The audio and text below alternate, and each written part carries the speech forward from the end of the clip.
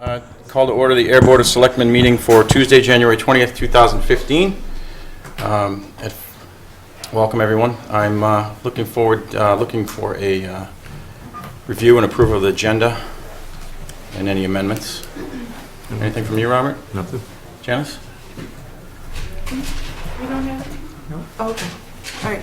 Yeah, nothing. I just have one question for Robert under his report regarding permits, online permits, and where we stand with that, but I don't think it's really an amendment, just a quick question. I can add it under the administrative update. Yeah, if that's fine with everybody. Yeah. All right. Make a motion to approve the agenda as amended. Second? All in favor? Aye. Yes. Aye. Chair says aye. Sorry. You seconded. You were delayed there for a second, so I figured I might as well get rolling. Well, it's a pleasure to have representatives of the Page Hilltop School here to recognize the kindness, creating of kindness of school campus. We'd like to recognize the school in their recognition of kindness, the Great Kindness, National Great Kindness Challenge. And I'd like to read this certificate of recognition, and then Mr. Deppie, if you want to come up and kind of explain the program. Why don't we have you come up first and explain the program, and then, if you'd like. Yeah, if everybody would like to come up, and then we can do the certificate real quick.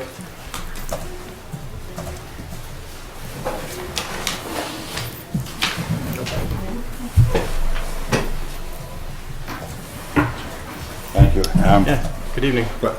With me, I'm Christina Howard, Kathy Kenyon, and Karen DeWitt, who are staff members and also part of the organizing committee of this. One of the greatest assets I know that we have at our school and the Ayer community at large is our children and our families. I mean, they're always supportive, they're always kind-hearted, they always work together, and they always, come together for each other. And we just want to continue to promote and expand upon that concept.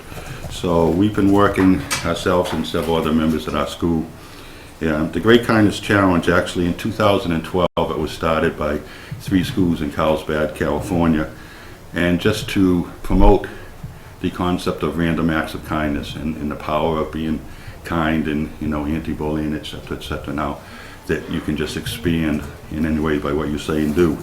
And from 2012, with just those 1,600 students in the 3 schools, last year they had over 500,000 students in 1,099 schools, and they did in 1 week almost 28 million random acts of kindness.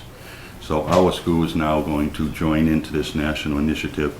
There's going to be a whole cadre of things. The main focus will be kicking it off on assembly Monday morning, and there'll be, we'll have, music, videos. We have a few skits. We're, collaborating with some of our kids in our leadership team, the high school chorus, and et cetera. And we are talking about the fact that during that week, all of the students within their classrooms will have a checklist of 50 different random acts of kindness. And their goal is to see how many of those they can accomplish in a week's time. There'll also be a parent, family, home piece of things they can do at home and around their community. We're tying it in all of our classrooms, all of our unified arts, for instance, in library. The children will be reading a book called The Kindness Quilt, and then they'll be making their own little pieces of quilt to build into a big wall quilt. And in music, they're learning songs about kindness. In health, they're learning about the health benefits of being nice to each other, laughter the best medicine type thing. We'll be working, one of the things that we're doing is we're asking families to just collect loose coins and change if they have anything, a few pennies, and we're going to have a Coins for Change or Coins for Kindness project. We'll be collecting those, and we're going to be donating to a nonprofit, the Joseph Middlemiss Big Heart All You Need Is Love organization, which comes out of Groton and fosters random acts of kindness. We'll be working on various artwork around the school. One of the things that we do in our classes is the kids will each be creating a paper hand and sending them with a kindness thought to the school in Carlsbad, because they're trying to break the Guinness Book of World Records for collecting the most hands of kindness, and just all kinds of activities. Focus this week, but obviously expanding beyond this week and continuing through the rest of the month in the school year, and it's not just let's be kind for 1 week and forget about it. We want to just continue to promote that kindness of being, kind to each other, and the fact that it's, much nicer to say and do things that way than it is to, walk around not feeling good. So we appreciate the time to speak to you, and appreciate when I spoke to Robert and yourself, Chris, you know, the fact to just wanted to let you know what the schools are doing, and, you know, have you take part in it too, so. It's good. It's fantastic. Yeah. Thank you very much. So let me read this out loud and present it. Certificate of Recognition. The certificate is awarded to the Page Hilltop School in valuable recognition of precipitation, and I'm having a rough day. And National Great Kindness Challenge Week. With the mantra of kindness matters, the challenge provides a platform for students, staff, and families to celebrate a week focused on creating a culture of kindness on the school's campuses nationwide. And with best wishes from the Ayer Board of Selectmen, and we truly mean that. So I'd like to present this to you, Mr. Deputy, and if you want to snap a quick picture, it's usually what we do with these things, I guess. What happened? Yeah. Back here? Sure. Gary likes to get shots. No, I don't know, looking good today. As opposed to... Any other day. Thank you. Thanks, Fred. Definitely appreciate it. Mr. Chairman? Yes. While everybody's here, why don't they empty their pockets and change? Yeah, why not? I have no pockets. Good thing I didn't have a wallet. All right. We accept credit cards too now. You got it? Yes. Come on. Good enough. Got it. Thanks, Fred. Congratulations. Thank you. Wish I could, unfortunately, I Yeah. just carry an ATM with me and. And there's an assembly on Monday, Fred, I think you were telling Monday, me? 9:15. So Okay. you still- Yep. Dave, so I'm gonna give it to you to You want officially me give to it to bring us it then up again. Okay, sure. Hopefully you can make it. Yes. Okay. Just to elaborate on this quickly, Mr. Deputy put a field trip together on Saturday for the chorus to sing the national anthem up at the Manchester Monarchs game, hockey game, and Jack is part of the chorus. So I traveled on the bus as a chaperone, and these, I was amazed. I basically was there to help with the other kids because these kids just kind of take over with Jack. I mean, when we were there, I barely saw him. He was getting helped by one person. We toured the whole arena, and he was way off with me, and they just loved it. So Nice. it's great to see because it's and it's always been that way. So we appreciate it. Keep them busy, and keep their minds busy, and It's a great moment for all of us too. I mean, the chorus, we had close to 200 Page Hilltop parents and family members attend. Yeah, it was a Over good time. 5,000 at the actual arena. And Nice. It's LA Kings night. It was a big night, but it's, you know, and have them sing the national anthem was quite an honor. And they did a great job. They sounded fantastic, Yeah, they I have really to did. say. They sounded really great. So. Even Jack with his one key behind was blended right in. But he hooked right onto Max, the mascot. So Yes, he did. Well, thank you for coming, and Thank we'll, you we'll again. try to do our best to Thank you. attend next Monday. Thank you all. Look forward to seeing you Monday. Thank Yes, you. great.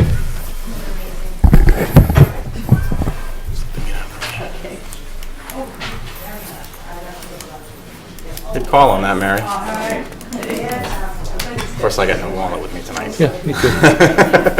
The stingy ones, the board. No, I mean, No, I know, use I know. ATM for everything. Yeah, I know. It's crazy. Is anybody here for public input? Frank and Mr. Perler. Mr. Perler, I just snuck up just before you, Frank, so if you don't mind, I'll take Mr. Perler first, and then... Mr. Perler, can you come up, please? That was Yes. Mr. Deputy, the principal of the Page Hilltop School, yes. Sal? Hi, Sal, nice to see you again. Nice to see you.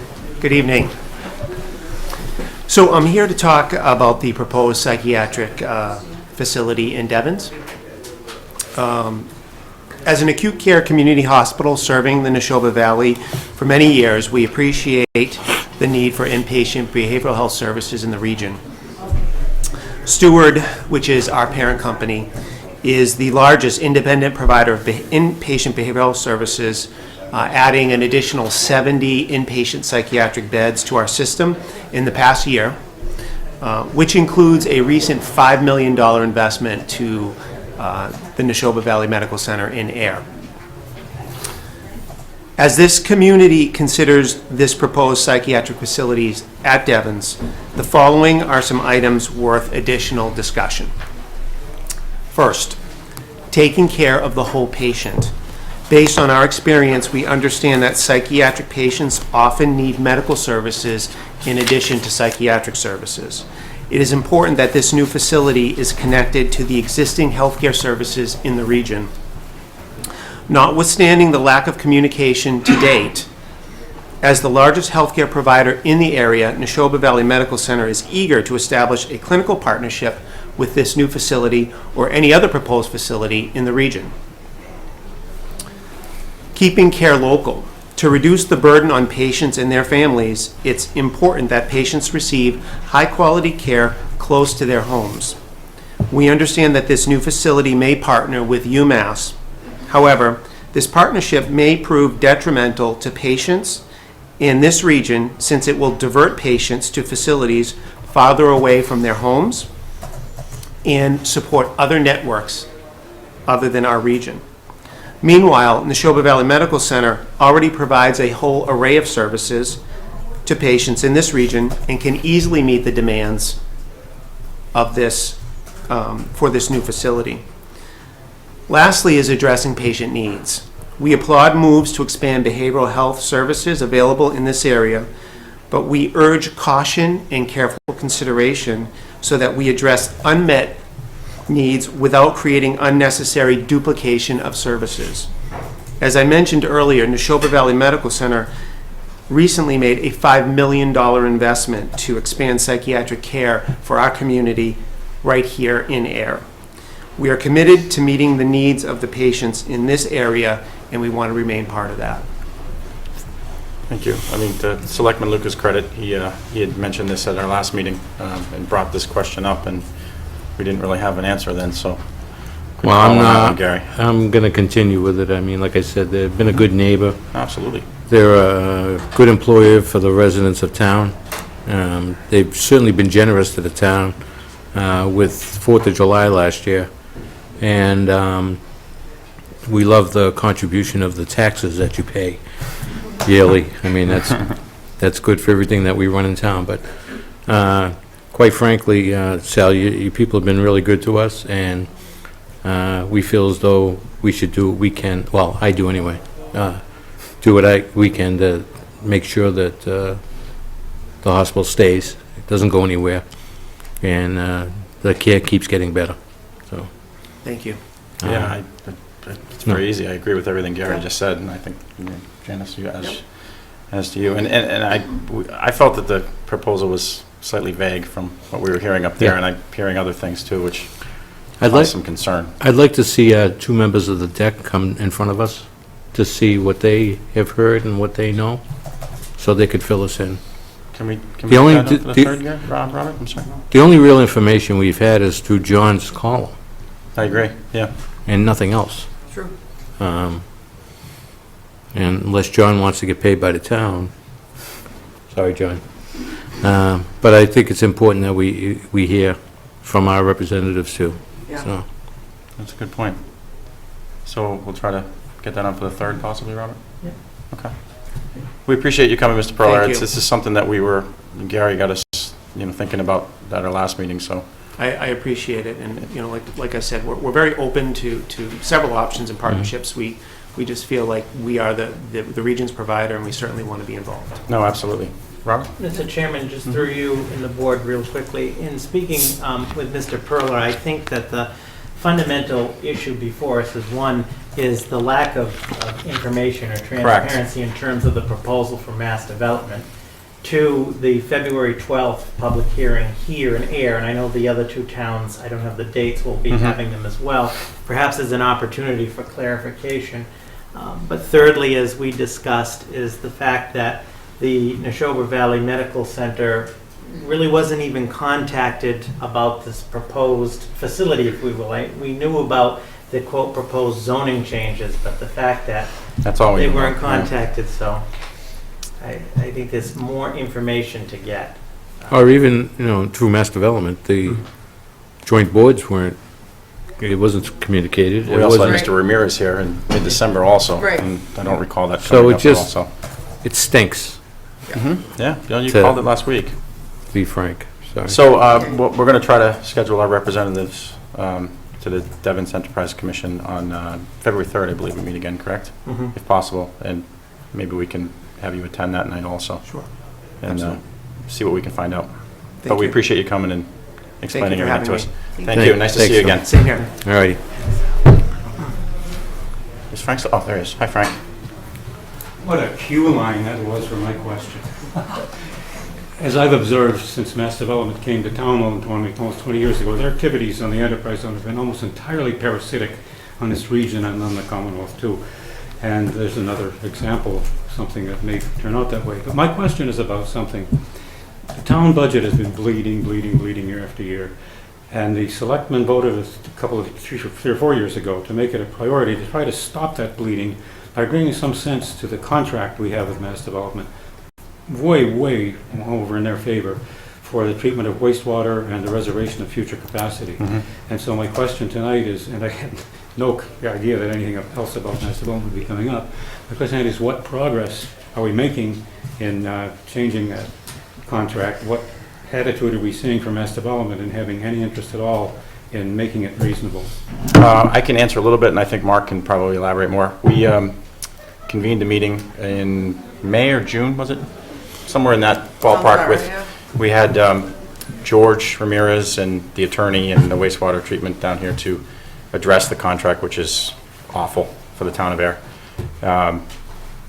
They had stated it's a pretty ironclad contract, unfortunately. But they had expressed their willingness to work with Mark in other areas to maybe alleviate that concern. And I know it's been a while, so you can probably take over from there, Mark, and where you've gotten with that. Well, we met last week to look at whether we could, right now we haul our sludge out of town to we have 3 facilities we go to, and the significant cost of the town is about $200,000 a year. So we looked at, could we take our sludge to Devon's and use that to offset our costs. So and just to back up and explain the contract, in 2001 when the contract was executed, there's 2 components that we pay for out of our wastewater budget. One is we bought 800,000 gallons a day capacity in their treatment plant. So they were proposing to upgrade their plant, and they came to Ayer and said, do you want to build any capacity in here so that you can pump your excess waste? And at that point, the town had looked at a number of different options, and it was determined that we needed to have the ability to send 800,000 gallons a day of wastewater. So we pay a component of the debt service that it costs for them to build an additional 800,000 gallons into their capacity into their plant. Then they have what's called a minimum flow charge. So we're also in the contract obligated to send them a minimum flow of 100,000 gallons a day.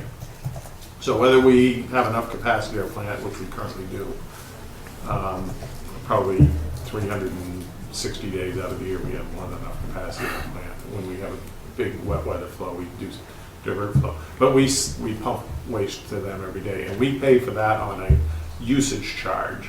And they're both about the same. They're both about $125,000 to $130,000 a year. So we pay about $260,000 a year total out of our wastewater budget. And then there's some administrative costs and things.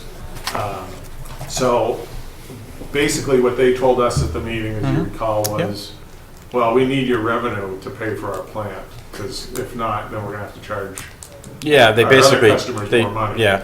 Passed it off on their other customers that it would be our fault. So what I said was, well, maybe we could kill 2 birds with 1 stone. We could pay you to take our sludge and offset the cost of us pumping you wastewater, because we pay that to a third party already.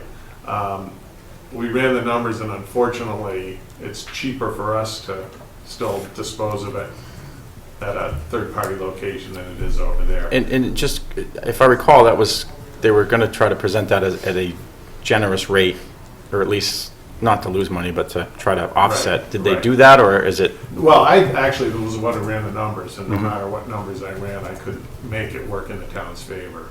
Okay. They have some pretty high costs for disposing of their sludge. So what we basically would do, we would truck it to them, then they dewater it, and then they have it trucked out. And when I add up all the costs, it's more expensive at a break-even point than what we're paying now. So one of the options that they were open to the discussion of renegotiating the contract, Okay. but they want to extend it. So it might go down, but it might be longer. So, and that's as far as we got with that discussion, because that's not really something that Robert and I can negotiate, or even the people we were talking with in operations. But they're still going to, after our contract ends, and I think it's 2021, they're still going to have debt service that they're going to be paying, that they're not going to have our revenue on. So I think there's some wiggle room there, but I don't know. Okay, because that wasn't on the table when we No. met in June Right. No. at all. It was just, sorry, this is what it is. And, Yeah. I mean, we had a good discussion, but that was basically where they left it. 6 so more That's so years. sad, yeah. 6 more years. 6 more years. So, I mean, That's the not debt bad. service seems reasonable because we did pay, the pipe was brought over and we do use it. Yeah, and there, apparently there was an opportunity at one point, and I won't get into the details on that, but there was an opportunity where they did want to buy some of our capacity back, and that wasn't negotiated. But there may be that opportunity also. I know 2 years ago, Groton came to the town looking to buy 125,000 gallons a day of capacity, which would have helped offset the Sure. costs. So there may be some other issues like that, but you know, there's not a lot of wet industries going on up there. Mhm. So to answer your question, Frank, yes, we did push it. We actually drafted a letter that town council helped us with, that we all signed and sent up there to get them to the table, because they didn't really want to meet at first. And then they came out and we had a good meeting. Mark proposed this idea, which we thought would fly possibly. It was but unfortunately. Nothing ventured, nothing gained. Correct. But, and in my opinion, the faster we can get out of any contractual agreements with Mass Development, the better. I'd be very much against trying to extend it for whatever trade-off that might bring us. Now, Correct. when we made that vote several years ago, I made a prediction from that side of the table. And if Mass Development continues not offering us reasonable alternative, they're going to make me look good. Maybe they should keep that. Wow. No, thanks for bringing that up, Frank, and thank you, Mark. And Robert, maybe we could discuss at a later date amongst us with some more facts about meeting with them, or obviously that would take a vote of the board if we want to enter into negotiations or even talk to them, so. Sound good to you, Gary? Talking about it at a future meeting? Absolutely. Okay, yeah. And they find a new. Yeah, well, that's true, too. We're waiting for their appointment up there to take over George's position. Is there any word on that? Nothing? Okay. Was that it for public They input? thought ahead. Yeah, exactly. That's so efficient. Yeah, I know. Lisa?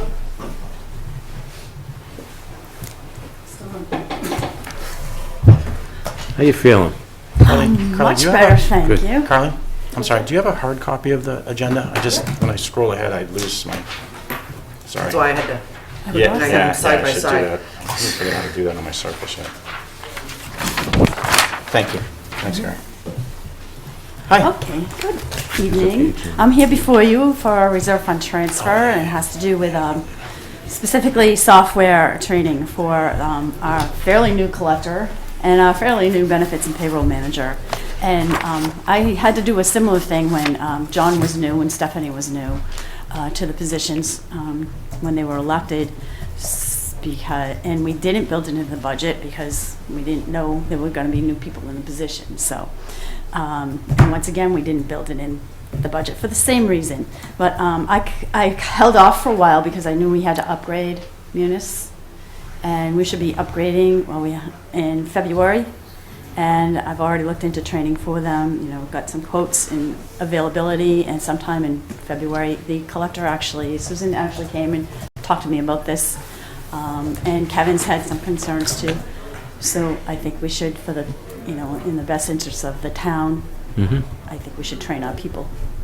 Yeah, and this essentially just is training. It's on-site training. For the new Munis and for Yes. Susan and Kevin. Okay. All right. Gary, I'm sorry. Lisa, is this all with Tyler, Yes, 2550? $2,550. Yes.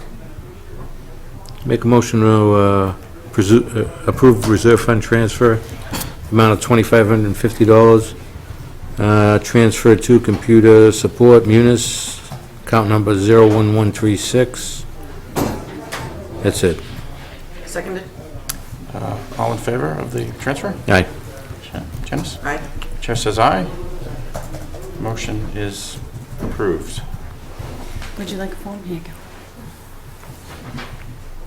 This go in front of finance yet? No? You guys first, because you appoint me. Oh. Thanks for correcting me, Just that section 2. as everybody does. We do like correcting you. It's fun for us. Well, we gave you credit for the Neshoba Valley thing. Oh, which thanks. You called, so Yes, that one will that's get it for the night. You're done. I love reading these notices. By the way, nice beard. Oh, it's just more of a lack of I ran out of shaving cream, but thank you. Is that it? That's it for me. I was Okay. just waiting for the form. All right, yeah, I was Oh, you're looking going to at give it. it to me tomorrow. Thank you. Take care, Lisa. Good night. Thank you, Lisa. Thanks. We'll see you on Thursday. Back to Public hearing? yeah. We have a public hearing. Gary, you wanna? Yep. Town. You want to correct me? No. Town of Ayer notice of public hearing. Town of Ayer, through its Community Development Office and Board of Selectmen, will hold a public hearing on Tuesday, January 20th, 2015, at or near 7:15 p.m. The purpose of the hearing is to discuss the proposed federal fiscal year 2015 grant application to the Massachusetts Community Development Block Grant Program. Under the FY15 Community Development Fund I-Grant proposal, the town of Ayer intends to seek funding related to upgrades in the water, drainage, sewer, roadway, and sidewalk infrastructure on Pleasant Street, conduct a housing rehabilitation program, and undertake a community development needs assessment and action plan project. The grant application may include additional activities. Public hearing will also update the public on the progress of the town's current FY 2011 Massachusetts CDBG Program CDF grant. Public hearing will also discuss possible target areas for the grant activities. Hearing will be held at the Ayer Town Hall in the Selectmen's Meeting Room, located at 1 Main Street, Ayer, Mass. 01432. Any person or organization so wishing would be afforded an opportunity to be heard. Suggestions for potential activities for future grant applications, comments on the outcomes and effectiveness of previous CDBG programs, projects awarded to the town. Comments can be made to public hearing prior to the hearing by contacting the Ayer Community Development Office in writing or in person at 1 Main Street, Ayer, Mass. 01432, or by telephone at 978-772-8221. The town encourages a broad spectrum of participation by residents and other interested parties in order to better understand and serve the needs of the community. The hearing location is accessible to persons with physical disabilities. If you require a translator, an accommodation for a hearing impairment, or other accommodation, contact the Ayer Community Development Office no later than 1 o'clock Monday, January 19, 2015, by calling 978-772-8221. The town is an equal opportunity provider. To file a complaint of discrimination, write USDA Director, Office of Civil Rights, Washington, D.C., 20250-9410. David Ma, Director, Community and Economic Development, Town of Ayer. That was one long hearing. Man. Wow, that might have set a record. You're on. We're on. Thank you very much. Thank you very much for making the time for this. This is one of our larger meetings for the CDBG, and I'd like to take the opportunity to hand this out to everyone as well. You all know me, David Maha, and of course, Mr. Essie Alicia. We represent the department. And with us tonight, we're very happy to have Michael Pinkbank, who is basically our representative from the Communities Opportunity Group. And He's the one that is spearheading our grant.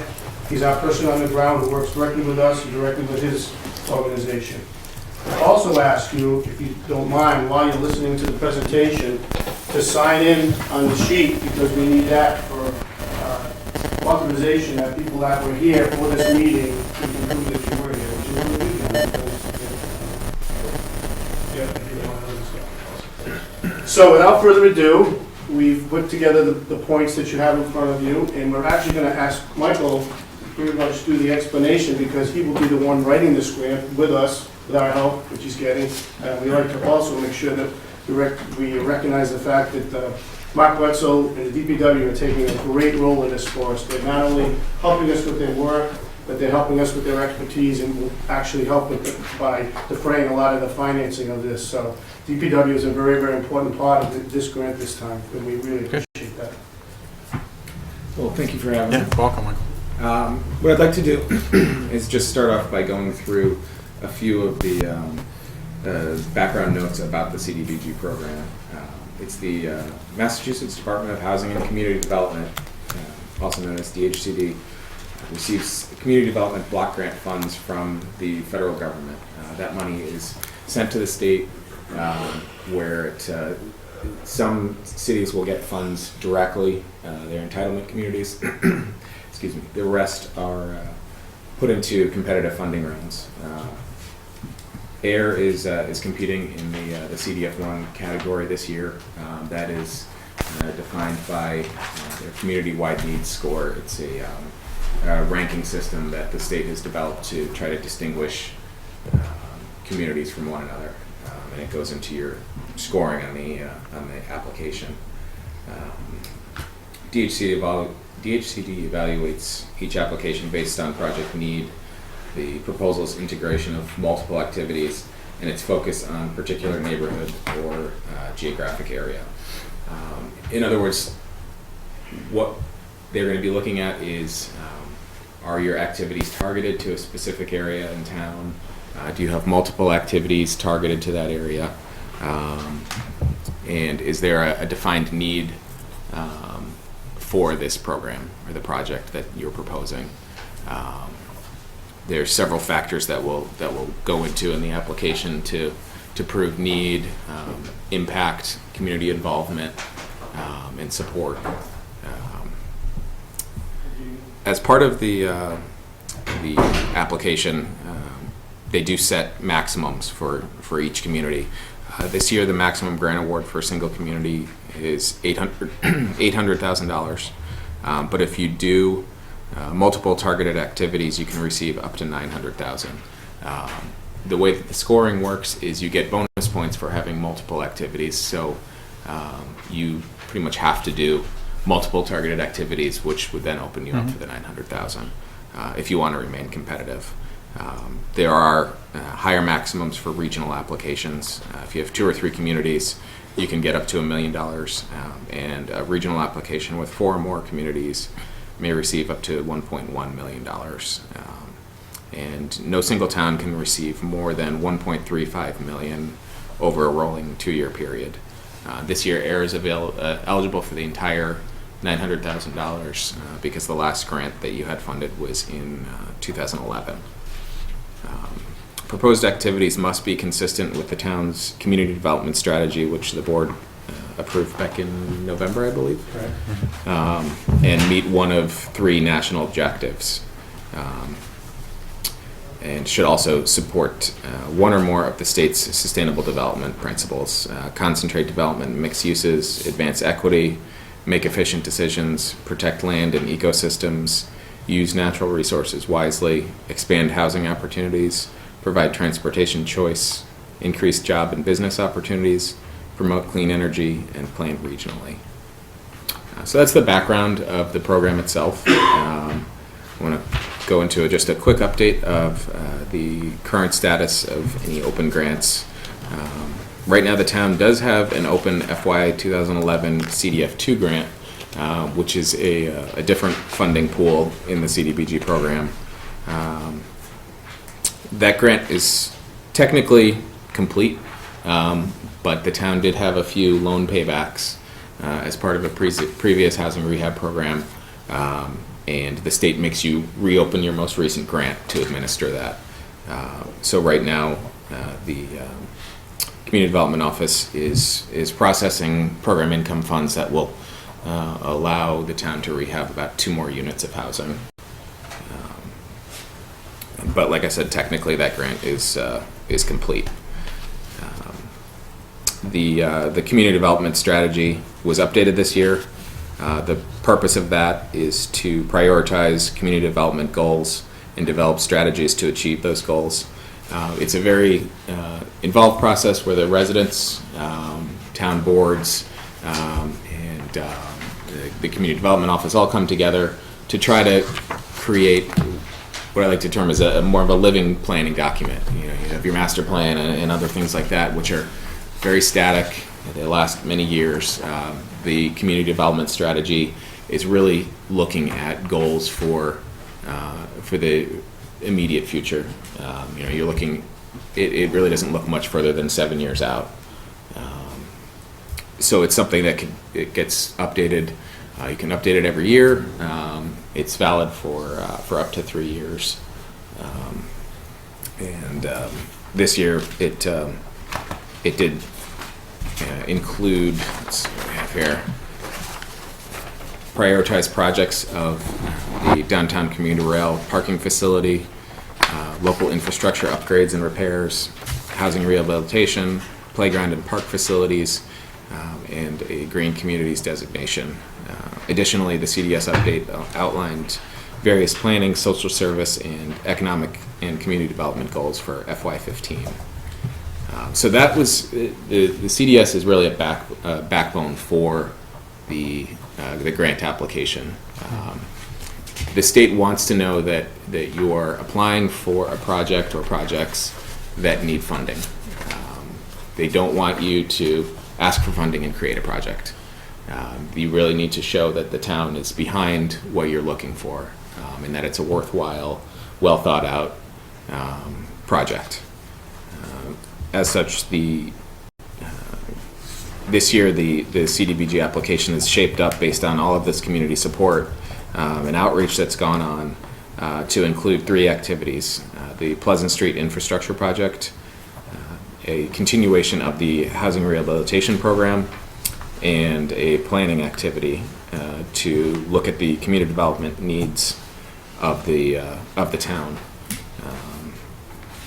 To speak a little bit more in detail on all of these, the Pleasant Street project will reconstruct Pleasant Street between Main and roughly the intersection of Groton Street, where we're working with DPW to define just how far past Groton it will go.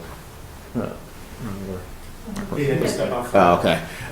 It'll most likely go just to right where the sidewalk is in front of the school, Pleasant Street School, right where they built the new sidewalk. So it's roughly, say, 50 to 100 feet past the Groton Street intersection, and that's to tie in with the sidewalk infrastructure there. Essentially, the project is just that first block of Pleasant Street, though. It'll be replacing the sewer, water, drainage, roadway, sidewalks, all within the town's right-of-way. It will be bringing a new water connection up to property lines, so it'll be stubbed off there. Unfortunately, the grant cannot do any work on private property, but I always encourage residents that if your water service is really old, now's the time to upgrade it to your house. Sometimes we can get a contractor in there that's doing the road project that's willing to do the connections. Other times they're not. But it is a great opportunity for that. In the end product on Pleasant Street will be a safe roadway, safe sidewalk, a true benefit to the abutters. We have needed to define this project based on proving that it's the primary beneficiaries are those people in the neighborhood. While there is some through traffic, especially during commuting hours, the primary beneficiaries clearly are going to be those that live on the street. And this could set the stage for future projects throughout the area. This will be tying in the infrastructure from uphill to connect it down to Main Street. It'll really enable the residents to safely get into the downtown area. It'll help with parking. It'll help with stormwater control, definitely. Anytime you start to see sidewalks, if roads cracked, you're just going to end up with more and more puddles that are going to freeze, and there's quite a few sections of the sidewalk that are impassable right now. So this will have a great impact on the neighborhood. We're also proposing to continue the housing rehab program. We haven't figured out how many units just yet. Hopefully it'll be in the ballpark of 10, maybe more. It really depends on what the final budget for the road project is going to be, because that is the true driver of this application, is the Pleasant Street project. So what the housing rehabilitation program does is it will provide qualifying low and moderate income residents with financial assistance up to about $30,000 to correct code issues primarily. We like to tell people it's not a new granite counter kitchen type of program, but it's really the purpose of the program is to keep people in their homes, to really allow the community to stay as it is. So you're giving people the chance that have deferred maintenance on their house, giving them the chance to remain there.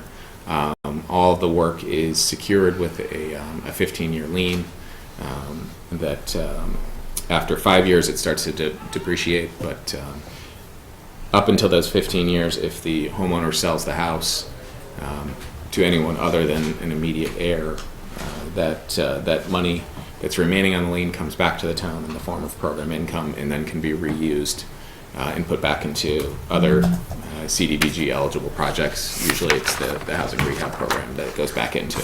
So that money just kind of keeps cycling around. And if you get to the end of the 15 years and the grant, the lien turns into a grant, it's considered a job well done. The community has stayed, maintained that residence for that many years. So it's definitely not something to look down on or anything, saying, "Oh, we lost out on this investment." It was a worthwhile 15-year investment. The housing rehab program is targeted to the town's sustainable development target area, which is roughly downtown area. Everything from the Rotary on the eastern side of East Main Street all the way here to the end where Bly is, and then basically everything from the edge of West Street all the way up to most of the hill, up as far as not quite to Groton Harvard Road. Yeah. So basically up a part of the hill. It takes in about 3/4 of town basically. And there are provisions in the grant for up to 20% of the housing rehab funds can be used for out-of-target area emergencies. And that's,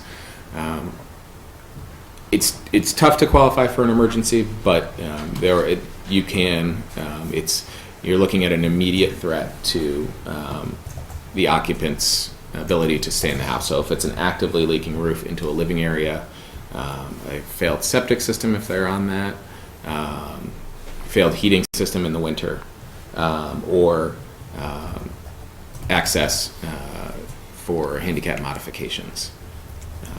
But other than that, we would ask people to remain on the waiting list within the target area, and outside the target area, that data is all collected to decide if there's a need in the future to change the target area, if there's more demand somewhere else in town. And last but not least is the planning activity. As part of the community development strategy outreach, there were a lot of comments that came back in about various social service needs throughout town,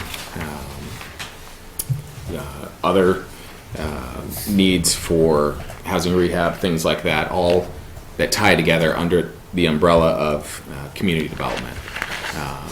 What this planning activity will accomplish is to pull together all of the resources available under one umbrella, and give the town a way to prioritize and really focus on where future investment should go for community development activities, social services, things like that. And it will also create an action plan, kind of like a little handbook of where to find information for residents, whether it's offerings from the senior center all the way to housing rehab, things available in town, regionally, things like that. So it's a great place to start. So you're not just throwing money at whatever comes down the road that day. It's a good backbone to build off of for the future. So that is the basic content of the grant application. It is due on February 13th. It's all submitted electronically to the state, and the decision will usually be announced by the governor, usually in July. They take a long time. Sometimes it's a little bit sooner. Other times we've seen it in mid-August. So July 15th or so is usually a rough guess. And we don't have to wait. We don't have to worry about any changes to the program with the new administration or anything like that. This is set in stone at Okay. this point. The CDBG program as a whole is definitely threatened federally. Every year you see the pot dwindling a little bit more. This year there was roughly $14.5 million available for the state's competitive funding round. So that was down a little bit, I believe, from last year. But no, with the new governor, at least the guidelines won't change. Okay. And the application has been up for about a month now, so that was already set. Okay. So, a lot of work, huh? How far in the process are we to meet that deadline? The February 13th deadline, we're definitely on schedule for Okay. it. My firm has been putting together these proposals for 35 years, and I've been working on them for 8 now. So there's definitely a good team behind it, behind the application, and a well-rehearsed timeline for everything. And the town has been a tremendous asset to help pull everything together, really leading the charge with the Community Development Office and DPW. There's a lot of support behind it, more than I've seen in quite a few other towns. Well, the expectation is we get it, so it's not low expectation. The bar is as high. But it's, yes, yeah, it is. We appreciate the presentation, thank you. Yeah, thank you for explaining that. Through the chair. Yeah. Could we ask any of the public? Yeah, no, actually, I was just going to do that once you, is there anybody in the audience that would like to add or ask any questions about this? Tom? Mr. Chair, on the Pleasant Street project, did I hear you right and said that you're gonna sever the water and sewer connections and not reconnect them? No.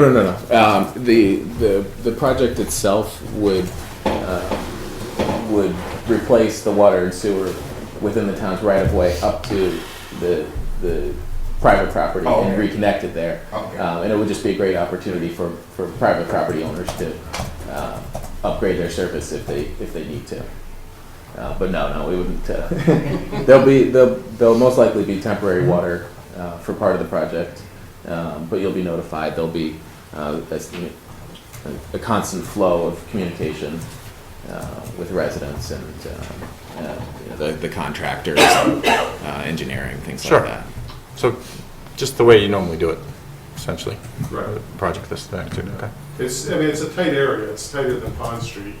Sure. And, there's a lot more traffic issues and things like that. So, Sure. So it'll be probably, well, I was going to say slower than Pond Street, but can't be much slower Mm-hmm. than No. It's like the lava flow in Hawaii, that's how slow it was. It's not, like we just did the water main up on Pleasant Street. It's not going to fly like that. And you're talking similar to Pond Street, the granite and the... Yeah, we actually ADA just got the compliant. survey last week, so we started doing some layouts, and so Mhm. one of the things we need to do is meet with Robert and David and look at how do we want to do the layout, because it's a fairly narrow right-of-way. We've got some areas where the property, where the sidewalks aren't really in the right-of-way, so we need to look at some legal issues with that. It's not hopefully going to affect the submission, but we may need to determine if we shift some things so that we can make everything ADA compliant. So may require elimination of sidewalk on one side of the street or pushing things out a little bit. We do plan to include some money for a clerk of the works to be there. We need to figure out exactly how many hours, but that will help out DPW immensely, so they don't have to have staff up there all the time. Yeah, well, that's great. David? Well, I was just going to reiterate what Mark said, that we actually did have one of the clients on Pond Street when they saw the situation. I think it was the first big yellow house with on the corner, but a lot of their sewer and water came from the side. But they did work to have the company actually rehook them up because their pipes were very, very deteriorated. So somebody did take an opportunity to utilize the fact that the ground was open, they were working on it, and it was a good opportunity. I think both two houses. I think another house on the other side did it as well. One of the Okay. other houses on the street. Oh, that's great. Did I see another hand up in the audience? I'm sorry. No? Hmm. Did you hand your chance? I just want to saw another hand up. No, it's a great program. I mean, I guess you guys have really taken it. I mean, thanks for the update, and you're coming back on the 3rd, correct? Right. So, and then we gotta wait. Forward to it. Yeah. So essentially, any project up there would be the following year, Mark? I mean, obviously, if we don't... If we don't hear until July, and Yeah, exactly. Don't get this on camera. We're supposed to be submitting a final design, but at this point, it's going to look like a final design, but it's going to have a lot of engineering. Sure. I mean, I would think that would be... Once we get the funding, we'll still need to, cross the Tweak it and- T's and dot the I's on exactly how do we build this and how do we manage it. And, but the scope of the project will all be there. Okay, so It's a lot of work to do in a No, yeah, short amount of time. I'm sure. So that's what Dan's with the town engineer has been. No, it'd be great to get that finalized. David? Mr. Chairman, we want to ask anyone at all in town that has either been helped by the program over the years or is interested, right now we need letters of support. So, and that can come from anybody. And your letter is as strong and as equal as anybody we could get at the legislature, probably even more so. So I especially ask the people on Pleasant Street or the people on Pond Street who've had the opportunity, just a few words on a piece of paper saying that you're in support of the grant and of the project and of the work being done in town is going to be very important to us. If you haven't been able to make any of the meetings because you're busy with schedule, that'll be just as important to try and send us. We can actually take emails too. So emails can be sent to Alicia or I, and that's an acceptable form of a support letter. Okay. Same thing for the housing rehab program as You're well. right, as well. Would it help to have legislators? They've been, Contacted. Nelson has already helped me get the letters out to them. She is good. Thank you.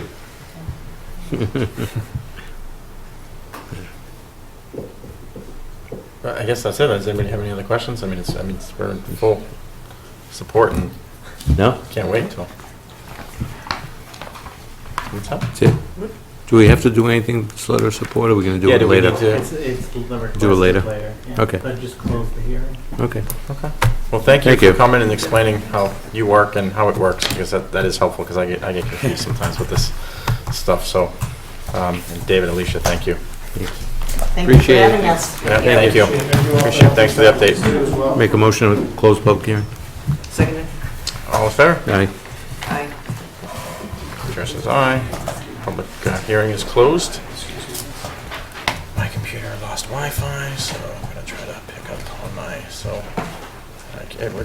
for some reason, Carly, it's not picking up, the Wi-Fi here. All of a sudden, I was just in the middle of it, and my whole, Which one you asking for? Two of them. What do you need Wi-Fi for? it won't pick up my email because I had to forward it to my iPad. I looked over the, I looked over it last night and it didn't, You can switch out your preference. I didn't plug it in, Forward, backward. even though I thought I did. Do you have the Wi-Fi for here?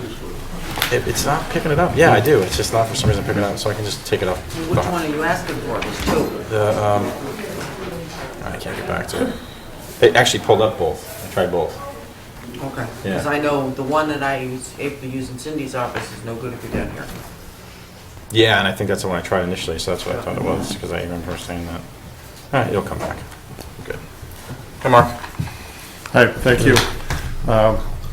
Before I get started on my agenda items, I just wanted to take an opportunity to recognize the Air Recycling Committee. They come before you a fair amount for different recognition and announcements and things. Lori Sable's the chair, and also the crew up at the transfer station. Andrew Jackson's the foreman. We received 2 awards at the December meeting. The first one, this is from the Central Mass Municipal Recycling Council, recognition for Outstanding Waste Reduction Program. We earned 10 or more dividend program points for our program, which does translate, believe it or not, to money.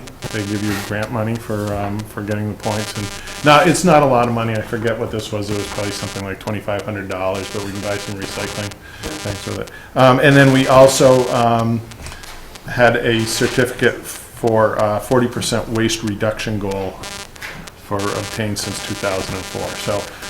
So it just shows that the community, the committee and the DPW really do a good job. And the recycling committee does 2 big events every year. They have the spring cleanup, and then in the fall they have the reuse your recyclable event, which are both really pretty successful.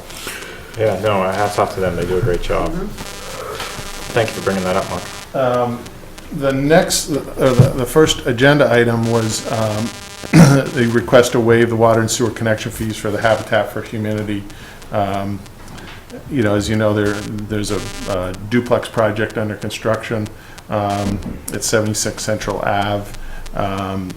They have requested a waiver for the water and sewer connection fees. There's going to be, since it's a duplex, there's going to be a separate water and sewer connection. There's a, if I'm right, one sewer connection for both duplexes, but separate water connections. So they're requesting a waiver of $7,500 on the connection fees, and I recommend the board approve the waiver. Jerry? Make motion to waive the sewer connection fees and water connection fees with the Habitat for Humanity project at 76 Central Ave. Second. I was actually, sorry, I was going to say something else. Oh. So, No, it's fine. All in favor? Aye. aye. Chair says aye, so motion passes. The next agenda item, we have an industrial pretreatment program for the industries in town that discharge to the wastewater treatment plant. There's a certain criteria, and currently we have 4 industries in town that are in the industrial pretreatment program: Vitasoy, Epic, which is Pepsi canning, CPF, which is the Pepsi bottling, and Canes. And so we have an engineering firm that's our pretreatment coordinator. They've been doing it since 1996. Really understand the program, know all the details of what we have to do. Paula Boyle, who's been before you on a number of occasions, manages the project. She goes out and does audits and inspections and files all the paperwork and the reports. We have to do an annual report. It's about 2 inches thick, and she takes care of that. So last year we signed an agreement. It was a 1-year agreement with 2 options for 1-year extensions, and so I'm recommending that we execute the option year 2 of the agreement, and authorize them to proceed for a fee not to exceed $42,500, and that fee is charged back to the industries. Great, you just answered my question on that. And this was, you had 2 one-year options after? So this is the Second. year 2 option, Yeah. and then there's Okay. one more year after this. All right, great. Okay. Just a question first, does that option start January 1st? Yes. Yeah, I actually forgot to put it on your last Okay. agenda. All right, I'd like to make a motion to approve IPP agreement for professional engineering services between the Town of Ayer and Hoyle Tanner Associates for an option year 2 for a fee not to exceed $42,500. Second. All in favor? Aye. Aye. And then if we can just Aye. have Selectman Motion's Hellman approved. sign the letters. Signature by the chair. That's just a letter authorizing the extension. You want both of them? Sign both of them? If you want my crayon, or you can use a pen. You want blue? Yeah, it's supposed to do it in blue, right? I always use blue. The last item on my agenda is I wanted to give the board an update and some recommendations on the stormwater utility. So I have a presentation. This is slightly different than what was in your packet, because what was in your packet was a draft, and I made a few edits. So if you see some slide missing or numbers that are different. Give it back. Basically, I don't care if you don't show it at all. Oh. Okay. Basically, what I did want to state in this is the stormwater utility was recommended, and there were a number of presentations at prior town meetings, and I don't know if there were some public meetings. I wasn't here when that was all going on, but what I don't want to do is rehash a lot of what the necessity of it is, but I will kind of give a brief overview. But if you want to do a rehash of how we got to where we are today, I can put something else together. So we have a stormwater committee that's been working on this. Basically, it's myself, Lee Curtis, who's a representative of the Conservation Commission, Don Smallwood, who's from the Enjoy Pepsi in Cans, Anita Scirocco, who's a resident and also is an engineer by trade, Jane Morris, who is a resident and also I think she's the administrator for the Board of Health. And then we brought Dan Van Schalkwyk in to get involved in it. He's not actually on the committee, but he's going to be involved in a lot of the stormwater activities.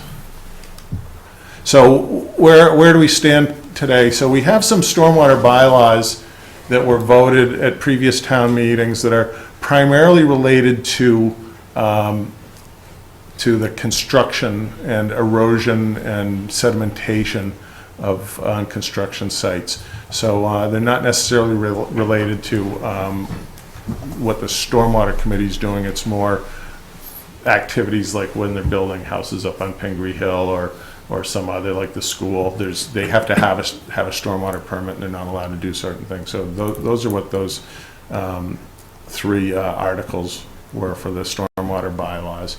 The May 2011 approved the Stormwater Utility Enterprise Fund, and we'll talk about that a little bit farther into the presentation. What the Stormwater Committee's been doing is we had a consultant who looked at some different options. They did an analysis of the properties and came up with some more details on fee structures. We've been working on drafting regulations, fee ordinance, and a credit manual. And we also have reviewed the EPA MS4 permit report. Every year we have to submit a report to the EPA that says we've done certain things, and we work on that with a consultant. And I think the next year we'll be able to do that in-house now that we have a town engineer. But a little bit about our stormwater. People probably noticed the stormwater over the weekend when we had a lot of rain and ice and snow covering catch basins. Whenever it rains, we seem to find out about all the issues. So the stormwater system consists of catch basins like shown in the picture with the pothole beside it. I think that's in front of the post office.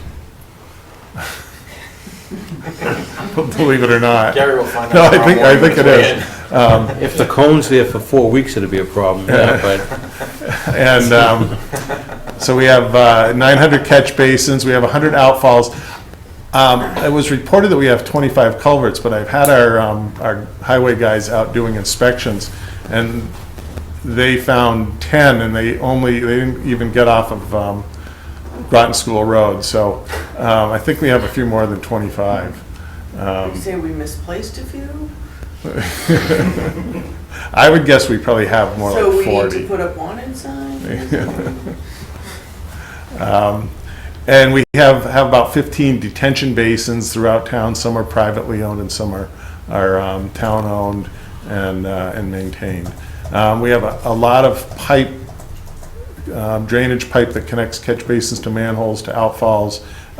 It's all various sizes, materials, age, and condition.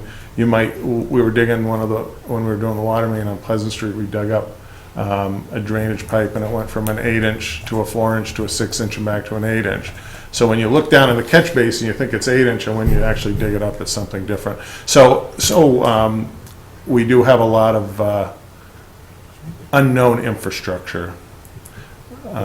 Mike, just while you're on the Sure. catch basin thing, there's a number of them on East Main Street that need to be done. Yes. Is that something we can do? Is the state gonna do it? Well, if it's included in the tip money. Yeah.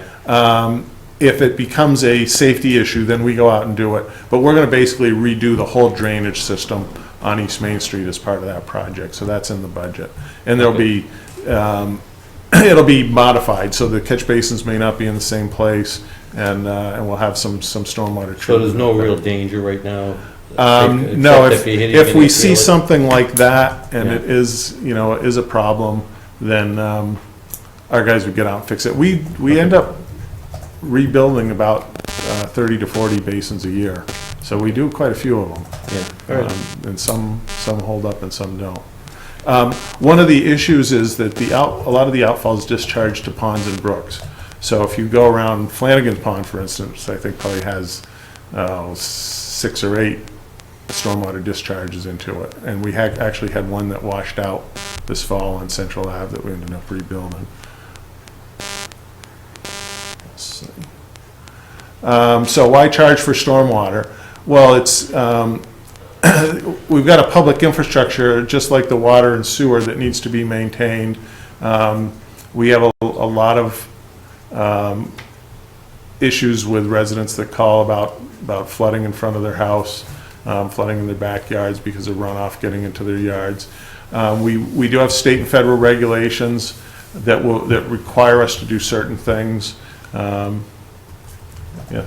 Well, I just wanted, on your federal state regulations, but I mean, I understand about increased regulations and everything, but is there a law?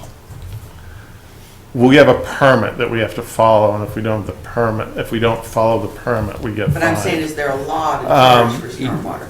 Oh, there is a law that allows the town allows the town to charge for stormwater. I have that in here. But there's not a law. Further. There's no There's no federal law or forcing state law it. saying it has And I to. can, No, the yeah. APA would like to do it, but Right. And they may. but Yeah, they'd like to and do something. our permit does have increased operation and maintenance requirements and treatment requirements. And I don't want to use the regulations as a scare tactic that says if we don't do this, we're going to get fined, because we have to do a lot of this stuff anyways, just because we maintain our infrastructure. Right. One of the things that we're doing right now is we're doing an inspection and inventory of what do we have, what can we tell from looking in the catch basins and in the pipe, how many culverts do we have, what kind of condition they're in. Some of the ones that we did down on Rosewood are actually, they don't have a bottom in them anymore, they're all rotted away, which isn't as big of a problem as if the top rots away, which is what happened on Victor Drive. But it is a problem that eventually some roads could have some problems. Rosewood is not a very old development, it's 50s, 60s. 60s, early 60s, yeah. 60s. And then, we have a green community, and obviously the ponds and brooks in town are a pretty important part of the community. So we want to make sure that we're protecting those. And here's some of the regulatory issues. We're classified as a municipal separate storm sewer system, or what we term as an MS4. We have a discharge permit from the EPA. The new permit is coming out, as we hear, any day now. I've been hearing that for about 5 years now. And what's in it can be scary for some communities. All the things that we have up there, we're doing the mapping of the system. We're starting the inventory of the storm drain system as we're doing the mapping and doing inspections. The pond study is doing some water quality monitoring in the ponds, and we have to monitor and eliminate our illegal discharges. So And we'll give baselines? right, that's what we're trying to do, is get some baselines and see where we have some problems. Does MRPC do any of this? You know? I don't believe so. There are, one of the things we're exploring is there are some regional stormwater groups that do this as a, so there's a Central Mass, I think it's Central Mass Stormwater Coalition or something like that. And then there's also some other associations that will maybe not necessarily do this, but provide resources to help you do this. This is our current stormwater work. We have been for years cleaning our catch basins and our pipes. As I said, we repair catch basins. We replace some drain pipes primarily when they collapse, and nothing goes through it. We do street sweeping on a pretty regular basis. We just did the Victor Drive culvert replacement, which is just about done. One of the things, I don't know if that We have codes. So, yeah, I have, and we're mapping the drainage system and doing the inventory. We have cleaning of retention basins, and you can see our picture up there. That's at the one of the retention areas at the transfer station, and Ruth Maxon offered us her goats to see how they did, and they actually do a really good job. I was gonna ask you, do they work well? They work for food, Yeah. and Yeah. yeah, the only thing we have to be a little careful that, because they tend to find how to escape. And we also need to make sure that the coyotes and the foxes don't get in. But it's a pretty interesting concept, and we're going to start doing a little more with them in the future. So they did a couple of retention basins for us this year. We're funding the pond study with the Conservation Commission, and primarily to do the water quality. One of the things that people don't realize is how much time we spend in the summer and the fall with beaver-related maintenance.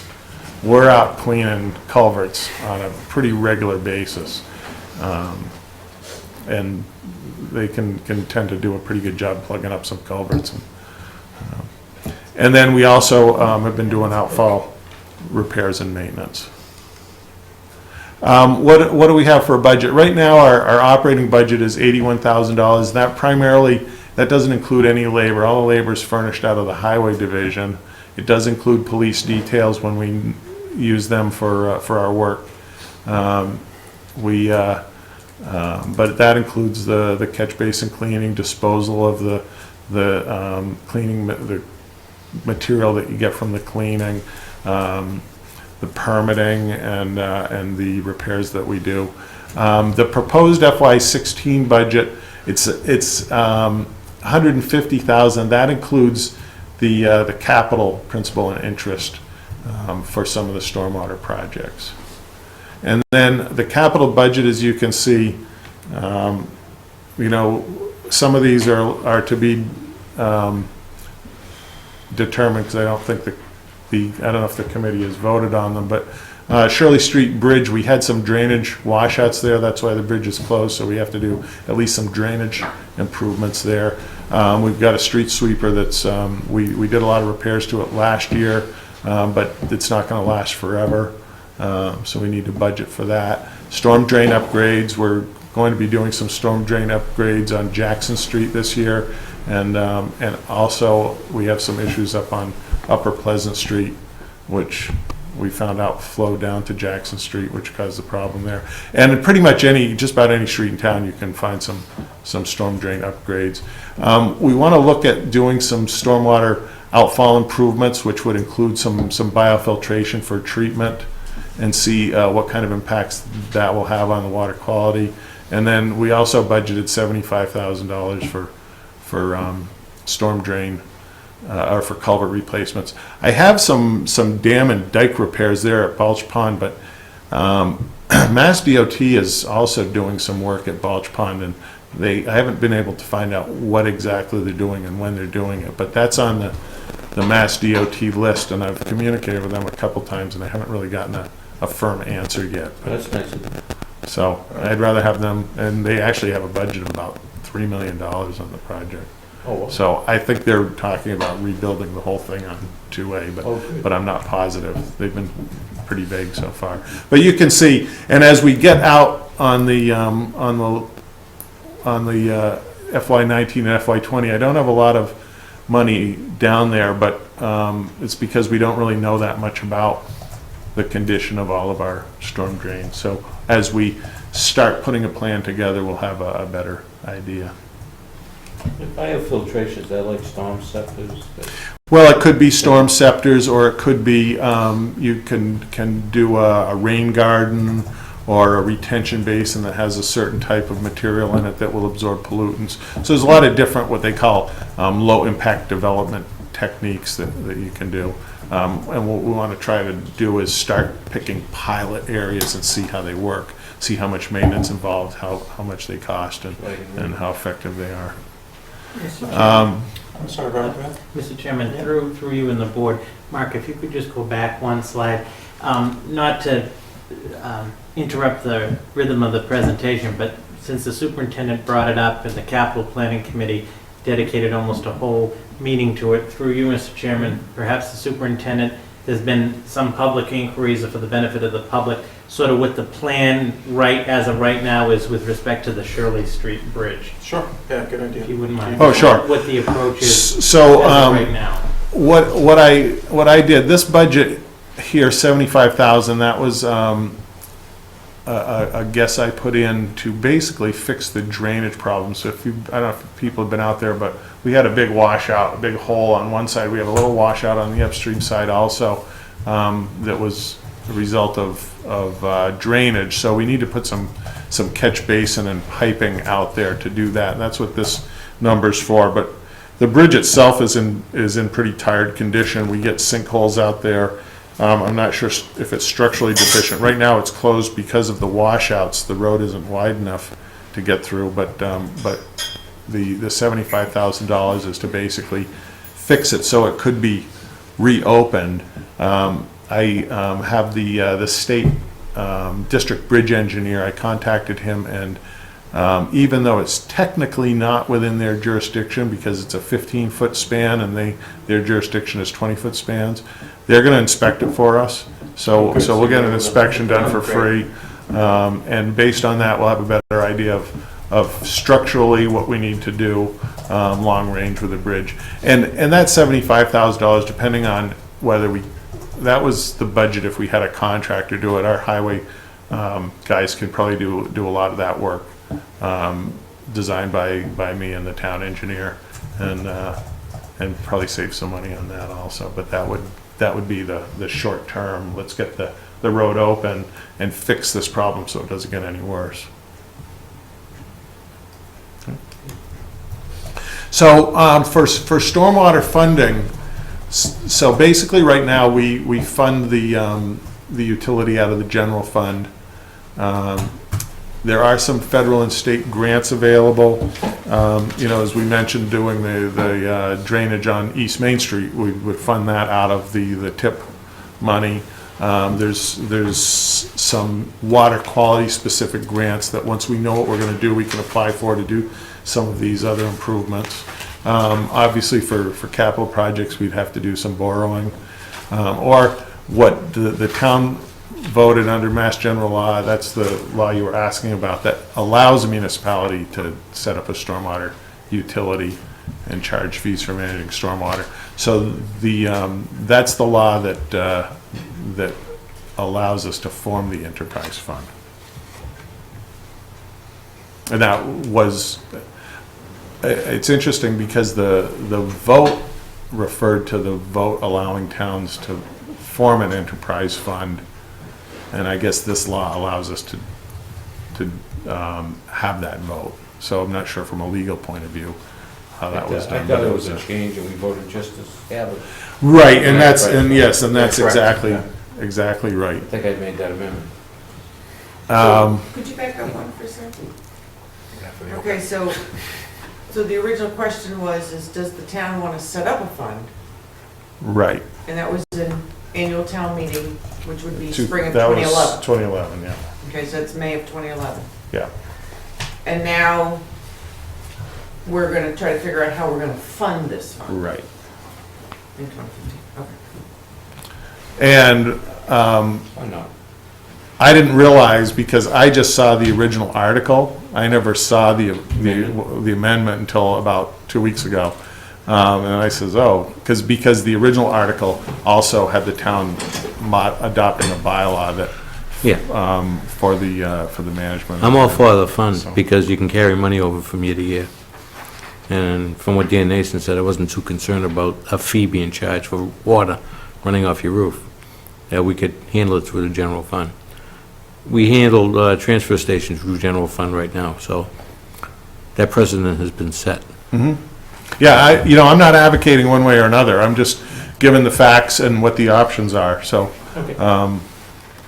I mean, we're gonna do everything that I said we're gonna do, regardless of where the funding is, as long as the budget gets approved. So what is stormwater fees? And I'll back up a little bit and just give you, my town, I live in the town of Reading, and we have a stormwater utility. I think we were the first in the state to have one, and we pay a flat $10 a quarter for a resident. And what I noticed, and it's obviously a bigger community, a lot more infrastructure, but what I noticed was things were getting done on the stormwater, the catch basins were getting fixed more often, the streets were getting, like my street never got swept until August. It gets swept 2 or 3 times a year now.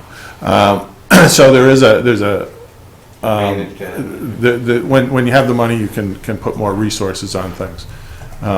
What you have to, What a business is charged in Reading?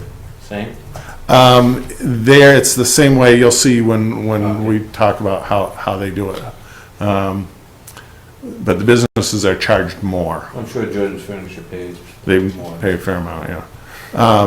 So the stormwater fees provide a dedicated funding source for the stormwater program, so you're not dependent on the general fund. It's an equitable system for raising revenue, so your fee is based on the runoff impact. So if you have, your total lot is paved, you pay more than if you just have one small building on your lot for, but we'll get into that in a little detail. Tax exempt entities also contribute. So you have some schools and I don't know if the hospital's tax exempt, churches that have some big parking lots that don't generally contribute to the general fund and the stormwater. And we also can encourage stormwater management through credits. They have to raise stamp prices to pay for it. So the stormwater fee has to be a legally defensible formula. It can reflect the amount of demand, and generally the demand is based on the amount of stormwater runoff generated by a parcel, or the amount of impervious surface area, and then we can also offer fee credits. So the options that we looked at was a per unit charge, which is we calculate the area of an impervious surface and come up with a unit charge, and then depending on how many units you have, you pay a certain amount. Another method is the flat fee per parcel based on the type of land use. So single-family residential might pay one amount, condos might pay another, car dealers might pay another, churches might pay another. I tried making that work, and it's like anything else. It's kind of It's difficult to make it equitable, and especially once you see the breakdown of who the large impervious surfaces are and what their different uses are. And then there's a tiered ERU where you basically, instead of saying he's got 12,000 square foot of impervious area, you say between 10 and 15,000 square feet, you'll pay this number of ERUs. And that has some advantages and disadvantages. So after looking at all the different options, we recommend the per unit fee structure, and that would be based on the amount of impervious area on an average single-family residential parcel. We call that an equivalent residential unit. And based on the GIS analysis of the town parcels, the residential units have an average, it's a little over 2,500, it's like 2,520 square feet of impervious area.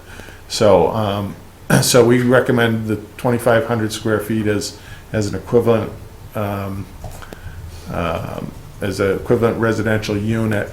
And then the multifamily or condo and non-residential would pay on how many ERUs they have, which would be, so if you had 10,000 square feet of impervious area, you'd pay 4 ERUs. Let's just divide 10,000 by 2,500. And then we would also recommend a credit policy, which would give a maximum of up to a 50% credit. So if you had 4 ERUs and you got a 50% credit, you'd only pay for 2 ERUs. And we're still kind of working out the details on this, but in general, if you have a water quality treatment of some sort, you could be eligible for a 25% maximum. If you have, if you manage the volume of runoff by having infiltration, then you'd get a maximum of 15%. And if you manage peak flow with a retention type structure, then you get a 10%. And those are pretty typical accepted values in the stormwater business. And then we've developed a draft credit manual, which basically says, this is what you have to do to get these credits, and this is the process that you go through, which basically you submit a report to the DPW and we review it. And then there's procedures for abatements and for challenging the recommendation. So we did some fee analysis. These numbers are a little different. I updated some numbers that I had from based on some information from the assessor on the number of 1 and 2 family homes. But you can see at the different rate structures on an ERU how much we generate. And I think we said we needed a budget of about, I think it was 150,000 is our proposed budget now. So we were looking at trying to generate about $200,000 a year. And so with no credits, which is the top tier, shows what the approximate revenue generation would be. Then I did some scenarios where I said, okay, if 25% of the non-residential achieve a 50% credit, how would that affect the revenue generation? And then I looked at our large non-residential in a spreadsheet, and I guesstimated, like for instance, Pan Am has the biggest impervious in their parcel where the auto unloading zone is. But because I know their stormwater system out there, which is 100% treatment, 100% contained, they would get a 50% credit. So I went through that exercise knowing who has what and came up with what I said my best guesstimate. So based on this, the committee recommended we recommend to the board a rate of $3 per ERU per month. So that would end up, for a single family, it would end up being $36 per year. So here's our recommendations. Is fee based on the per unit method. It's the most fair and measurable. Equivalent residential unit, 2,500 square feet of impervious area. Single and two-family properties would be measured as 1 ERU. Recommended fee of $3 per month per ERU, and implement a credit policy for up to 50% of the fee. One of the reasons why we say 50% is because we still need to manage the stormwater on the roads that are part of the community that these non-residential units use to get to work and truck their materials off-site and things like that. So there still is a cost to the town, regardless of whether they manage their own stormwater. And we would bill quarterly with the water and sewer bill. So implementation, as Selectman Luca mentioned, the town meeting article did not approve the bylaw. So we checked with town council on what the next step would be, and so what I think to implement it, we'd finalize the stormwater utility bylaw, which according to town council does not need to be voted on at town meeting. Correct. Correct? Okay. If I show it through the chair, has on this, the fund has been created. So the next piece would be to finalize the stormwater utility bylaw, which would be all of the details of the fund itself. We have found out from town council that the Board of Selectmen, if it should choose, can still set, it's within your legal purview to set the stormwater rate if you choose to. If you set that rate and the town begins to collect that rate prior to the adoption of the stormwater bylaw, all of those fees go into the general fund. So until the utility bylaw is in place, those fees go to the general fund. So just for the sake of argument, if the board was to set some type of a fee and that fee was to be collected prior to the adoption of the bylaw, those fees would go into the general fund. So a second article would be needed to transfer the amount of those fees from the general fund into the stormwater fund. I say don't even do it, it's too much trouble. Well, I'm just explaining the mechanics of, there's basically two pieces here. One is that the board can still set a fee if it chooses. The requirement of that, of course, would be to hold a duly posted public hearing, which this is not. This is an informational. But you could set those fees if those fees are in place and collected prior to town meeting's approval of the details of the bylaw, just so the board knows it would go into the general fund. So, and that's, so as Robert said, we'd have to have a public hearing on the fee, and then based on the public hearing, the board would vote to implement the fee or not implement the fee. We also we have to finalize our master account list. We've got it, I would say that's about 95% complete. We'd need to do some gyrations with our water and sewer billing to make sure that we have it correct, and then run some dummy bills and see how they work.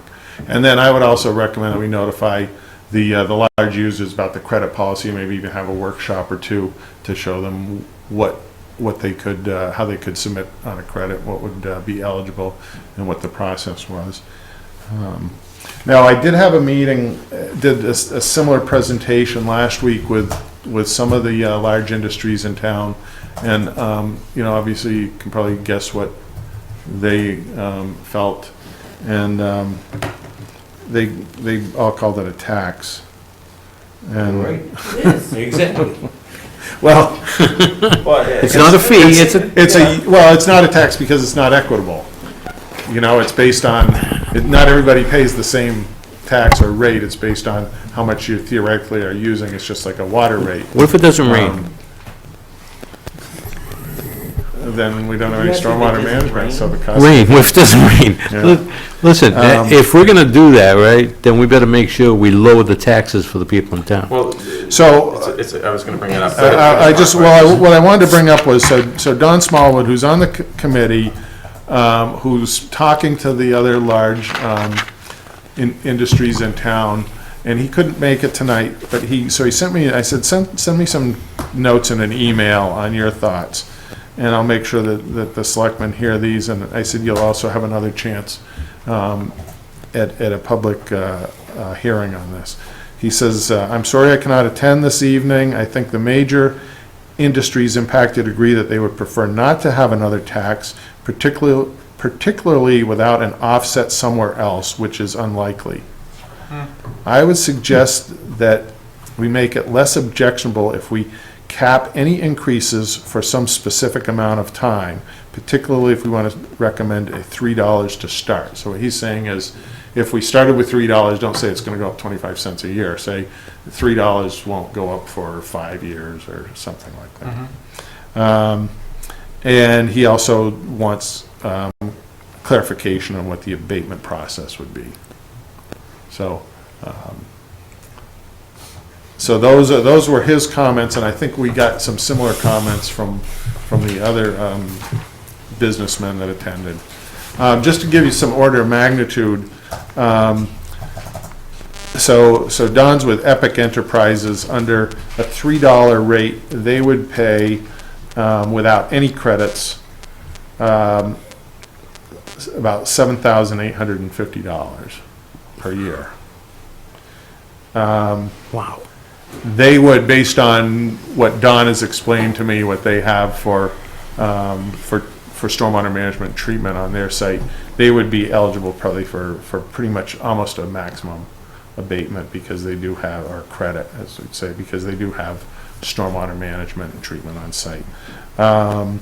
Vitasoy would have $4,900 per year. I don't believe they have, Peter can correct me if I'm wrong, I don't believe they have any credits at this point. L3. Let's see, a couple others.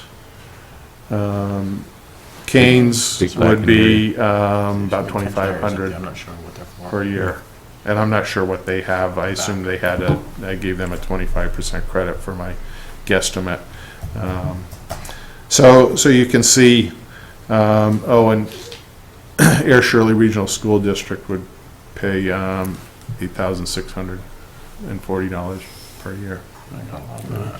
Well, Shirley's paying half, but it's not good. Yeah. So that gives you kind of an order of magnitude on that. It is a significant increase for some of the. Any surrounding towns have gone as far as to pass this yet?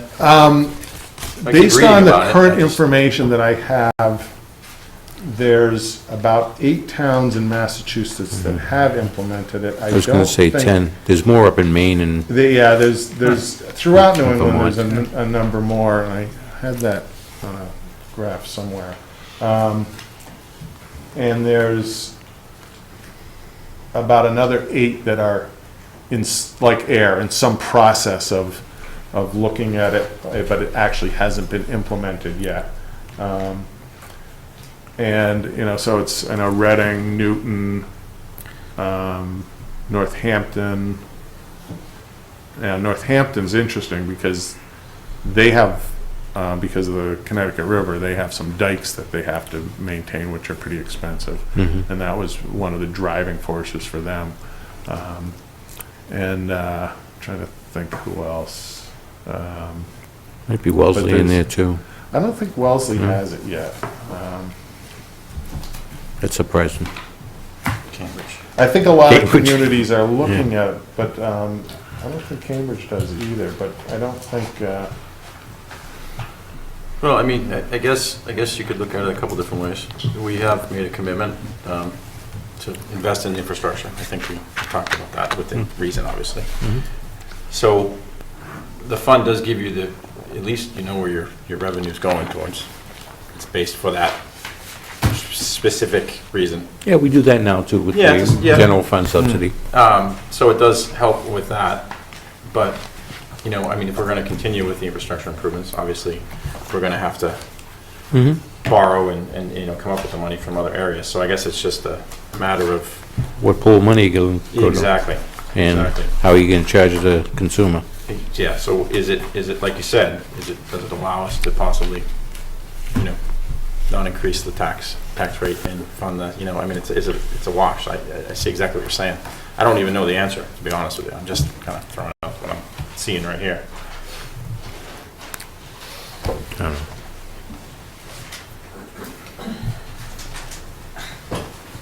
Were you yawning or about to say something?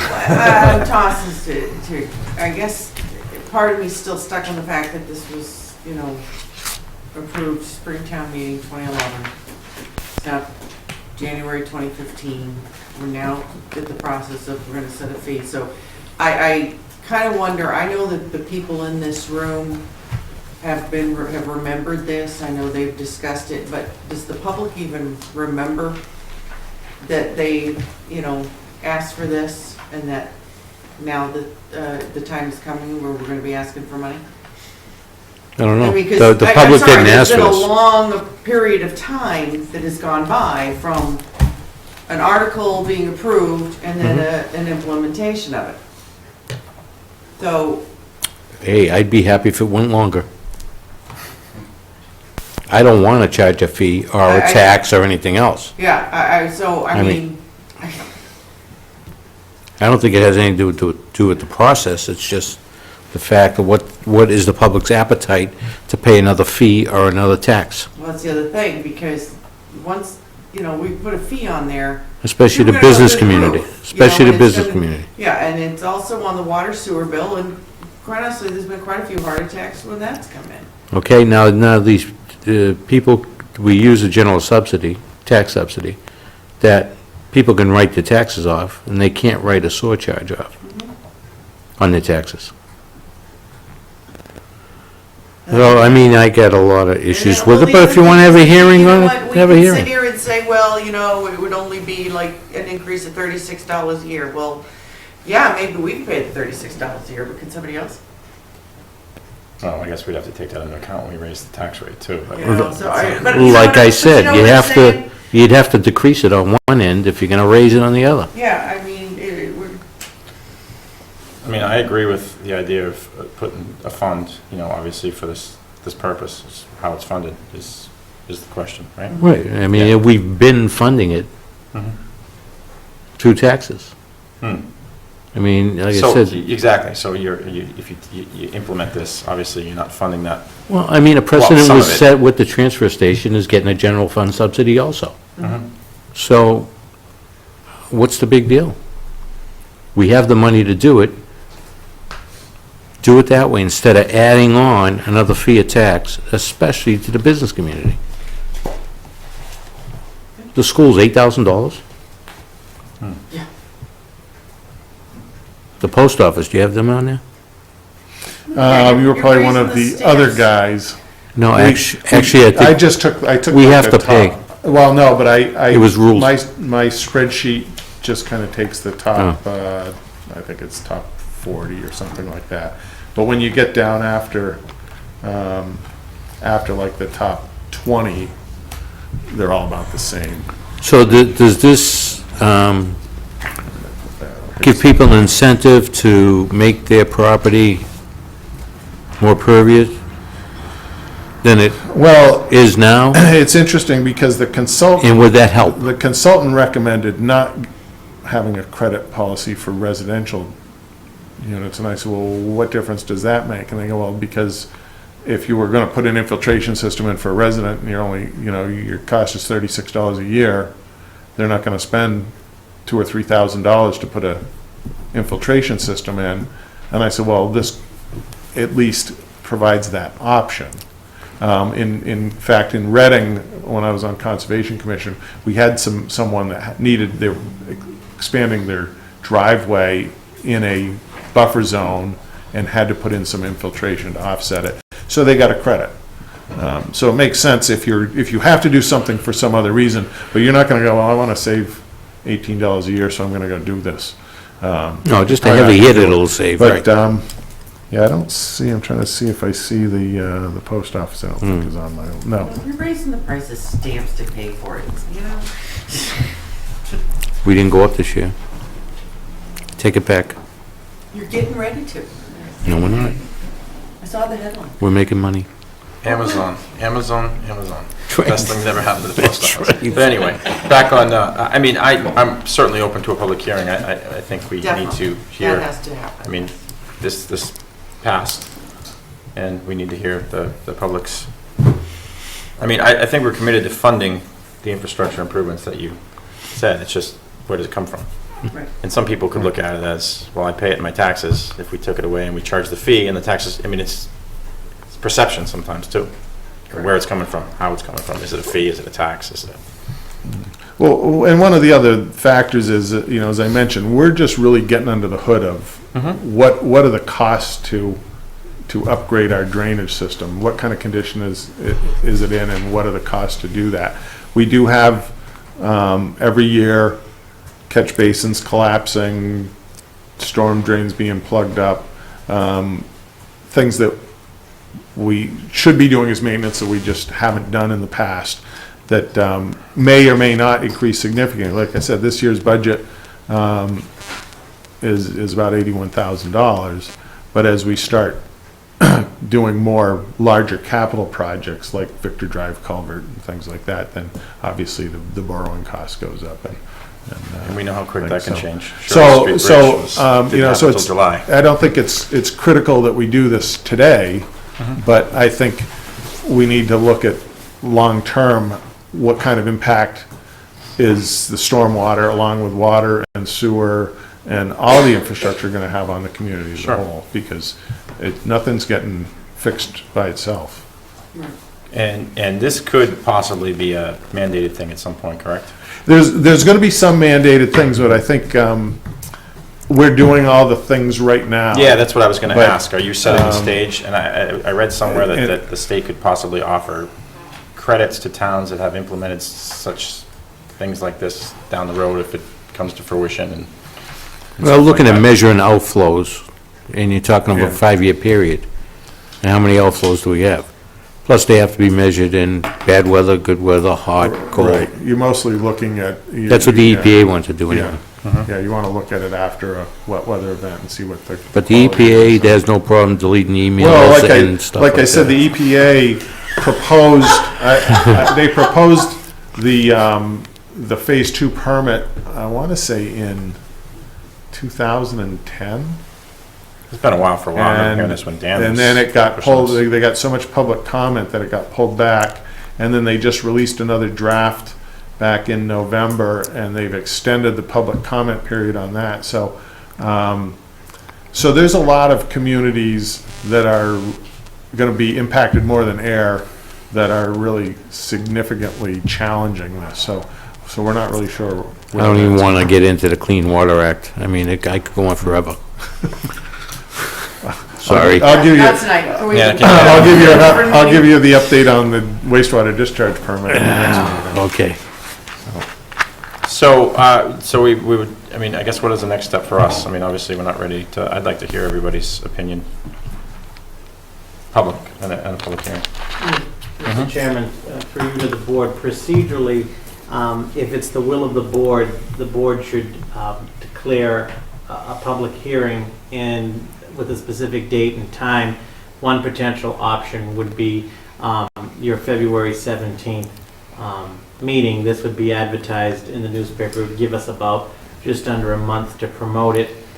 Superintendent Wetzel would give basically the sort of the presentation more or less of tonight, and then the chair would open it up to the public, and you could take public input. I would recommend, if the board wants to have a public hearing, which probably would complete at least that process, because I want to thank the committee and Mark, they've presented the information, now to gauge sort of public sentiment for the board. Or the other option is if you feel that it should be a freestanding public hearing. It could be one of the off Tuesdays that you don't have your regular meeting. We already have an off Tuesday scheduled next week. But I mean, I think we can do it in a regular meeting, depending on the agenda. I mean, how do you guys feel?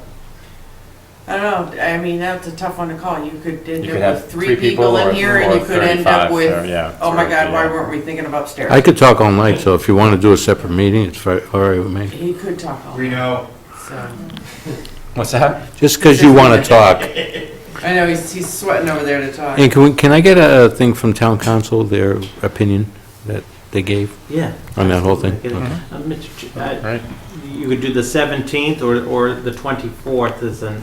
We as do a- have something on the 17th, and it's not popping in my head, I just want to check, I'm going to check that right The now. 20 Sandy Pond Schoolhouse Yes, people? yes, 17? Sandy Pond School. Yeah, I mean, that shouldn't be, I can imagine that's going to be Right. more than 10, 15 minutes, but That's where we're gonna dump all the stormwater. Exactly. now they'll all be here. I defer to you guys, you've done this more than me. I mean, I think we can certainly fit in. To be honest with you, I think we're probably better off doing it on off night. That way we get to have the regular agenda and then have the public hearing. That'd be my opinion. Because there are a lot of complicated things that might, people might have answers, questions about. And then, of course, Gary wants the pulpit for that night, so. We could do the 24th at 7. Sure. Yeah, I'm Works okay for with me. that. I mean, if that's what you feel. Like you said, you could have 3 people here, or you could have. Well, yeah, I 4. know, well then, at least it would be a short meeting. Okay, schedule, I'll be here. I don't care, whenever. So Tuesday, February 24th at 7 PM. And then we'd have to take all that input and see where we go from there. Okay. What time? 7.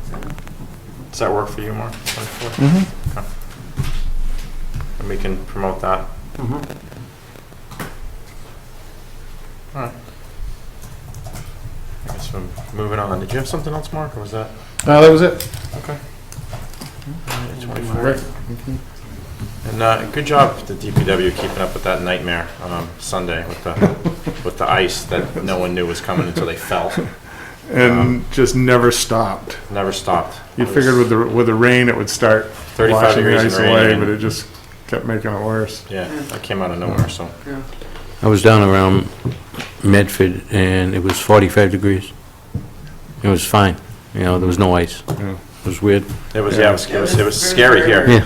The guys were backing the trucks up the hill because they couldn't drive straight. Yeah, up. it was, we were in And- Bolton at the horse barn, and I walked in perfectly fine. We both walked out and hit the ground, and within Yeah. a half an hour, and the drive home to 495 was the scariest I've ever been on in my life, so. Yeah, it was. Because the state wasn't ready either, but, so, Yeah. good work. I know Okay. they were out all night dealing with that. I know, it was one of those. Hey, thanks, I know Mark. that it's Thanks, fine, Mark. And then boom. All right, what do we got, Mr.? Sorry. Oh, Janice, you're up. I'm sorry. Okay. I'm starting to round it from you. All right, so, within the packet, I requested the review of a town meeting guide and a warrant article submission system. Okay, so as far as the proposed town meeting guide, within the last 24 hours, it has been found that we had one from 2005 that no one knew about, that hadn't seen the light of day for not sure what year. So this is now, I know that it was sent to you earlier. Yeah, I didn't get and a chance to read it. I No, I did a didn't. quick perusal of the 2005, and yes, it needs to be updated. So, by the draft that you have in your packet, you at least have an idea as to what it's all about, and basically in here, my quick perusal of looking at the 2005 versus the one that's in this packet that was submitted to you is the 2005 is written to the resident of Ayer who has been around Ayer for pretty much all their life. When you read something, you hear a voice, and that's the voice I'm hearing. We need also the town meeting guide to also be for someone who's just moved into town. So we have the two. I personally am going to do a line by line review of the two, and then kind of put in my recommendations. The town moderator will also be involved in that conversation, and I believe we're going to have the town clerk involved in that conversation, so that we can then have the tightest town meeting, what to expect at a town meeting guide to be submitted. So for the draft that's in the packet, that just gives you an idea as to what we're trying to do, okay? But the biggest thing is the warrant article submission system. Can I send you some things that I went through and saw? Yes. That may be with the state one, that I kind of like some wording. Yes. Okay. So what has been kind of seen over the last couple of years, and has certainly been talked about by people, is how articles are coming forward and what people are asking at a town meeting. So there's the constant who, what, when, and where question that are frequently asked. Who's submitting an article, meaning what board or committee, when did that board or committee discuss or vote on the proposed article, what was the vote of the submitting board committee, for example, depending on how many, was it unanimous, was it 3-2, whatever. And people ask for this information at town meeting. And if we weren't, for example, the board or committee that is actually having this article, we don't always know. So then we're all kind of like, anybody know that answer? Okay, wait a minute, let's see if we can find it out. Or people just vote, kind of. Exactly. Yeah. And then what's also kind of happened is that the purpose of the article has,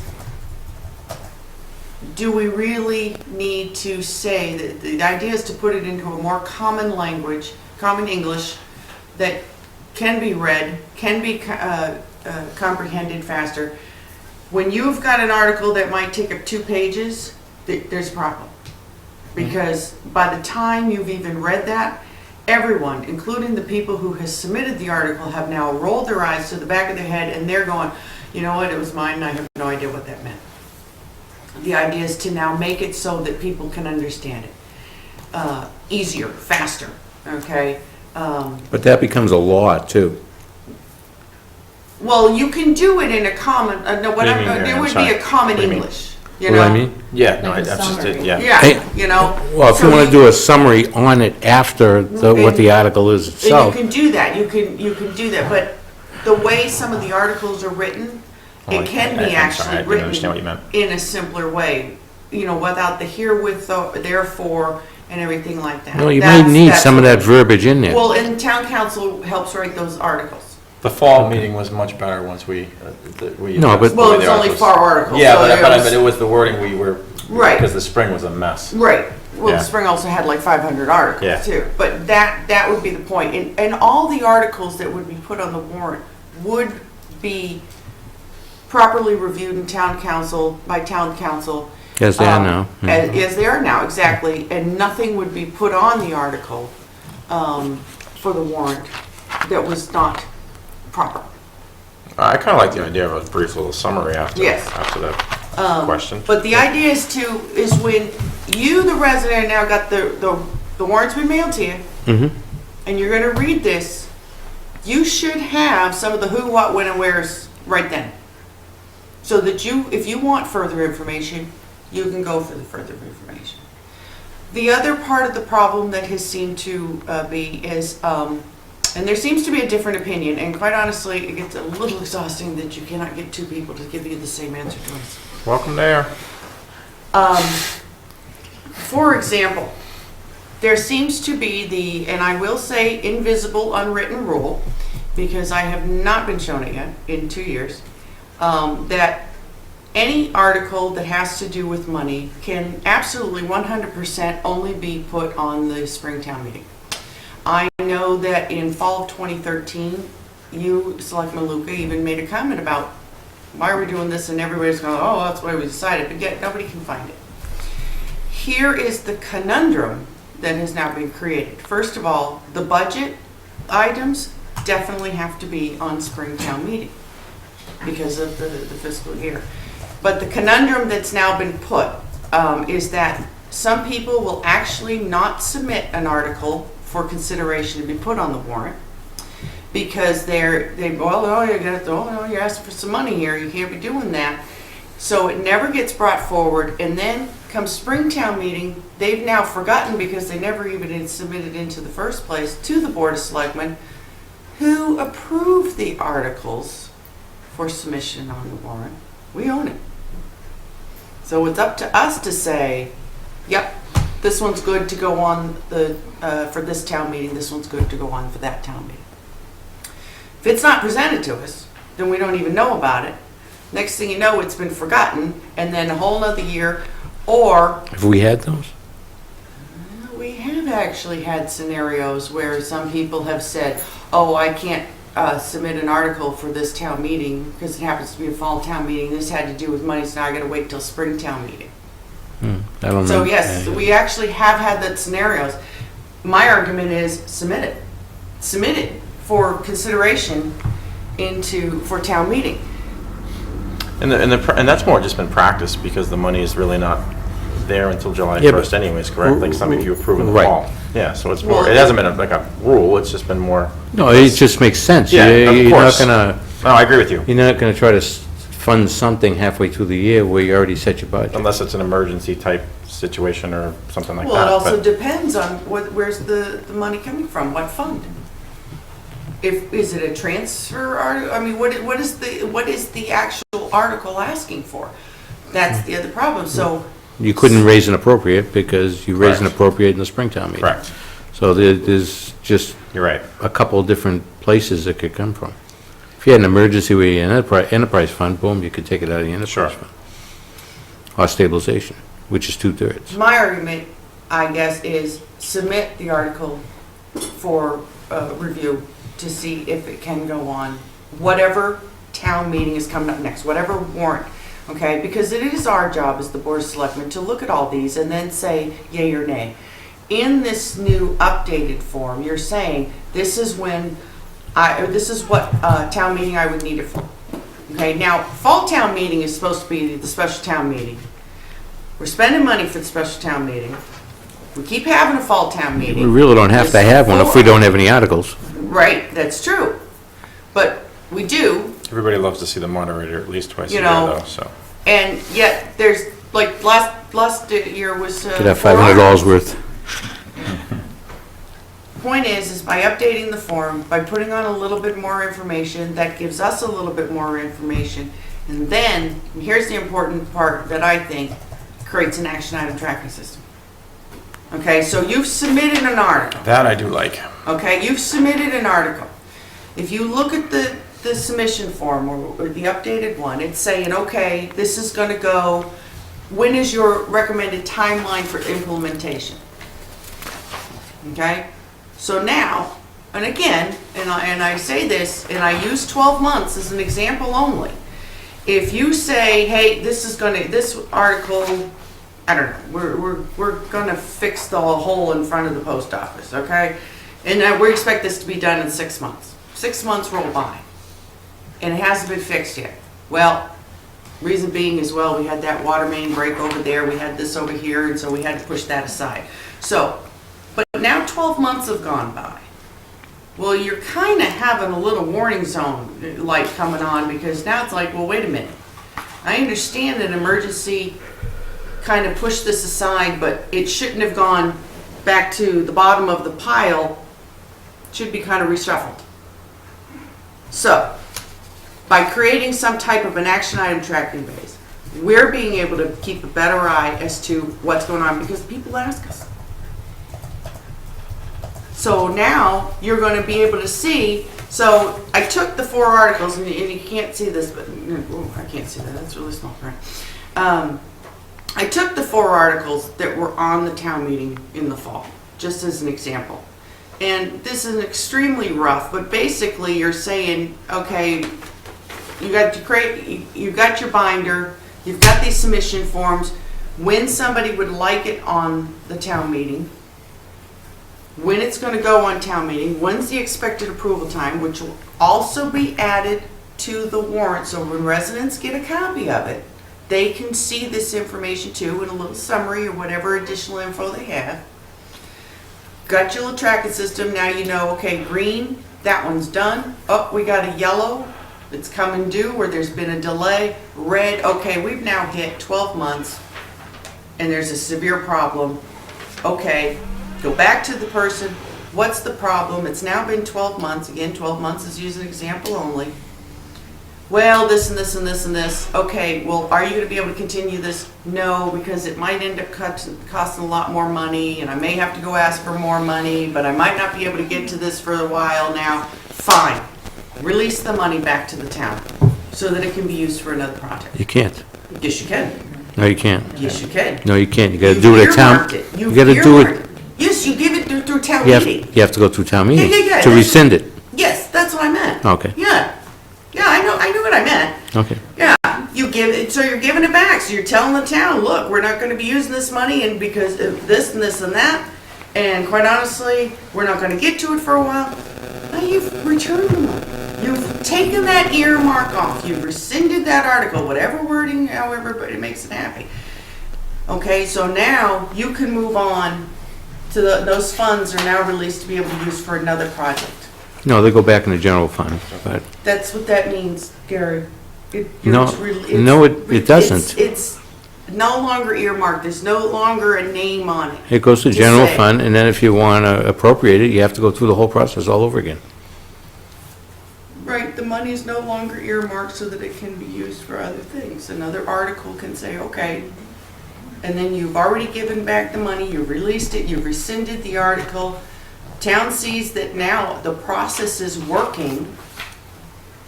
Okay. Just a question. I'm all for a tracking system, but wouldn't that be more incumbent on us as a board? But don't we do Tracking. it anyways, though? I mean, we do it, and I'm not saying because we've never adopted anything, but we've never adopted anything firm, like where we come back the next meeting and say, we're going to do, Robert's update on this, and this. Because a lot of times we ask questions, and, there are people ask questions, and I'm just saying, is that something we can adopt as a board to make it easy for all of us in terms of these meetings, town meeting? Through the chair to the board, like if in your packet, the warrant article submission form is probably a good thing because right now the town clerk has put together a system for the citizens petition. I think Selectman Livingston's point, how it's worked now is sort of articles they trickle in all kinds of forms, everything from a placeholder to actual text or so forth, comes to my office in all bits and pieces, if you will. I put that together with town council, it goes to town council. I think with this form that Selectman Livingston has put forth, that it has the warrant article text, purpose of the article, the funding source, the reason or justification for the article's placement on the warrant, and which I think is a needed question, because believe it or not, we do have things that come in initially as, quote, warrants that don't even require to be on the town meeting warrant.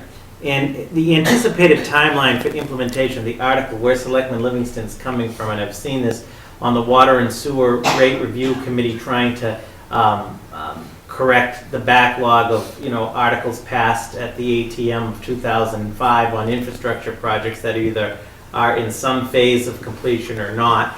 Not even started. Or sometimes we don't ask perhaps enough about the timeline on an article, and town meeting, like the Victor Drive culvert, for example, that article was approved by town meeting about 3 years ago and is just completed now. I think that the point we're trying to get at is what's that? No, I'm agreeing. Yeah. I agree with all of that. And so Yeah, no. that's the scheduling trying to of ask the questions article and the date received. And then if you look at the second page, as you see the draft of the sample warrant article template, it looks very similar to what we've done, except it adds the sponsor, whoever the sponsor is, including the date sponsored. In other words, the date that was passed, so you could look at. That's on there now, though, right? The date isn't. The date isn't correct, but it just says you could sponsor. You could then, if you wanted more information, you could pull up that meeting minutes or so forth.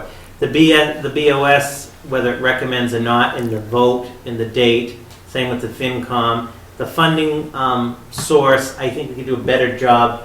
No, it makes sense. Funding It all makes source. sense to me. And then the article description or the explanatory note. And then with the application, the warrant article submission form, there's also a record. If you recall, it was the article on the sale or the transfer of that land from the Yes. pumping station that never made it from the planning board down to here, so. No, I agree with That's- you. I was just asking the question of whether the tracking system should be done at this table or. Well, I mean, there would be some articles that we would Yeah. definitely want to track, and then there are other articles that we wouldn't. Mhm. And, you know, and the thing is so for example, you know, the board has looked at all the articles up for submission to be put on the warrant, and it's been decided, okay, really, that one doesn't need to be on this town meeting, that one doesn't have to be at this warrant and whatnot. Those articles can then be put in this little binder, okay? Right now, we're just, it'll be a 3-ring binder to hold on to. We can also upload it to the website to have people be able to click on for further information. So now it comes time for the Board of Selectmen to open the warrant for the next town meeting, whatever case may be, spring or fall, doesn't matter. First thing we can do is say, okay, were there any articles the last time that got passed over by the Board of Selectmen for possible submission for this warrant? Now, you might help alleviate the, oh, I forgot to submit that article, and now, by the time it finally gets submitted, whatever funds are needed may have actually increased. Because we've kind of had that happen. We've kind of had that happen. Yeah, well, I mean, the first 20 articles that we have are already kind of set in stone. Correct. Correct. Yep. I mean, so I guess I'm losing that. Who would be asking to put warrant articles on, for what reason, and why? I mean, we talking department heads? We're not talking citizens, because those would be citizens' petitions, they'd have to go on there. So, Departments, boards, committees, commissions, I think, here's another example later tonight. just I'm trying to wrap my head around it, I can't, Example, go ahead. To be very clear, this town flag business, which we're going to talk about. Now, the town flag, but just was put before this board on 2 different occasions. I've said to people it's going to be on the warrant or so forth. Respectfully, the board, and it's its purview, chose on 2 different occasions not to put that warrant article on the warrant, which is the purview of the board, not this specific board. But what I'm saying is, with this form or so forth, the folks that have been asking about it could refer to that. Okay. I mean, I guess it can't hurt. I mean, it's there. I mean, it's. I mean, I I can't mean, they're the imagine- ones doing it, so I guess Yeah, no, I whatever's mean, if you easy for feel that, them, but I I'm just, all for making whatever's easier. And, I mean- and Tom, do you have anything to add to this, or On the tracking or... just in general? I mean, On that, I have nothing. On the, Janice and I spoke yesterday, and on the fall town meeting thing, if I remember right, I think Mary can correct me, I think it was 1999 that you passed part of your thing, and instead of it on the article, on the warrant, not actually in the article, but in the warrant, that is for non-financial articles. It was the recommendation of the Town Government Study Committee that the Board of Selectmen had put together. And we delivered a report, and it was recommended that the annual town meeting be for monetary, and the fall would be for zoning, et cetera, et cetera. The only articles that you really should do in the fall, money-wise, would be CPC, or if something came up that you had to take money up. yeah, which I agree with. It makes sense, and I know Gary's always kind of reverted to that. We've had Process, yeah. annual town meetings with 65 articles on it. We went 4 nights, Monday, Tuesday, Monday, Tuesday, God. and that's Be kind of divorced. pushed things too. Yeah. I would take that over 2 during a year, Right. myself, but. Well, the other thing is and this kind of follows up on his question, is why would somebody, well, sometimes somebody submits an article in good faith to be put on the warrant, and then maybe they're not quite ready yet. Like, I'm trying to grasp who would be asking to put an article on that they're not ready Well, maybe we don't know or- when they first put it in, Who- and then as we're Like, looking at would it it be going, Mark or know? something, or would it be? Yeah, I don't understand that either, but I guess there's no I harm in can't following wrap my everything head you have around it. I guess I Right. agree with you, I'm not sure, but if you have that, there's no harm to follow. I mean, you have the Exactly. tracking of it. I mean, I guess I would defer to the two people who would be tracking it, how they feel about it. Tom? Actually, every year that this article is placed here, it's put on the warrant as a placeholder, because it wasn't quite ready yet. Yeah, You hear that you guys once every year. Then do it's an article like that. withdrawn. yeah. That's an example of, wasn't quite ready yet when they submitted it, Mhm. you know. Okay. Well, they want to make sure that they have a spot in case. So I'm in well, favor. as long as they meet the deadline, they would have a spot. I mean, if the Board of Selectmen own the warrant, and we've said we're opening it on umpty someday, and the warrant will be closed on umpty someday, then as long, they don't need to keep submitting these placeholders.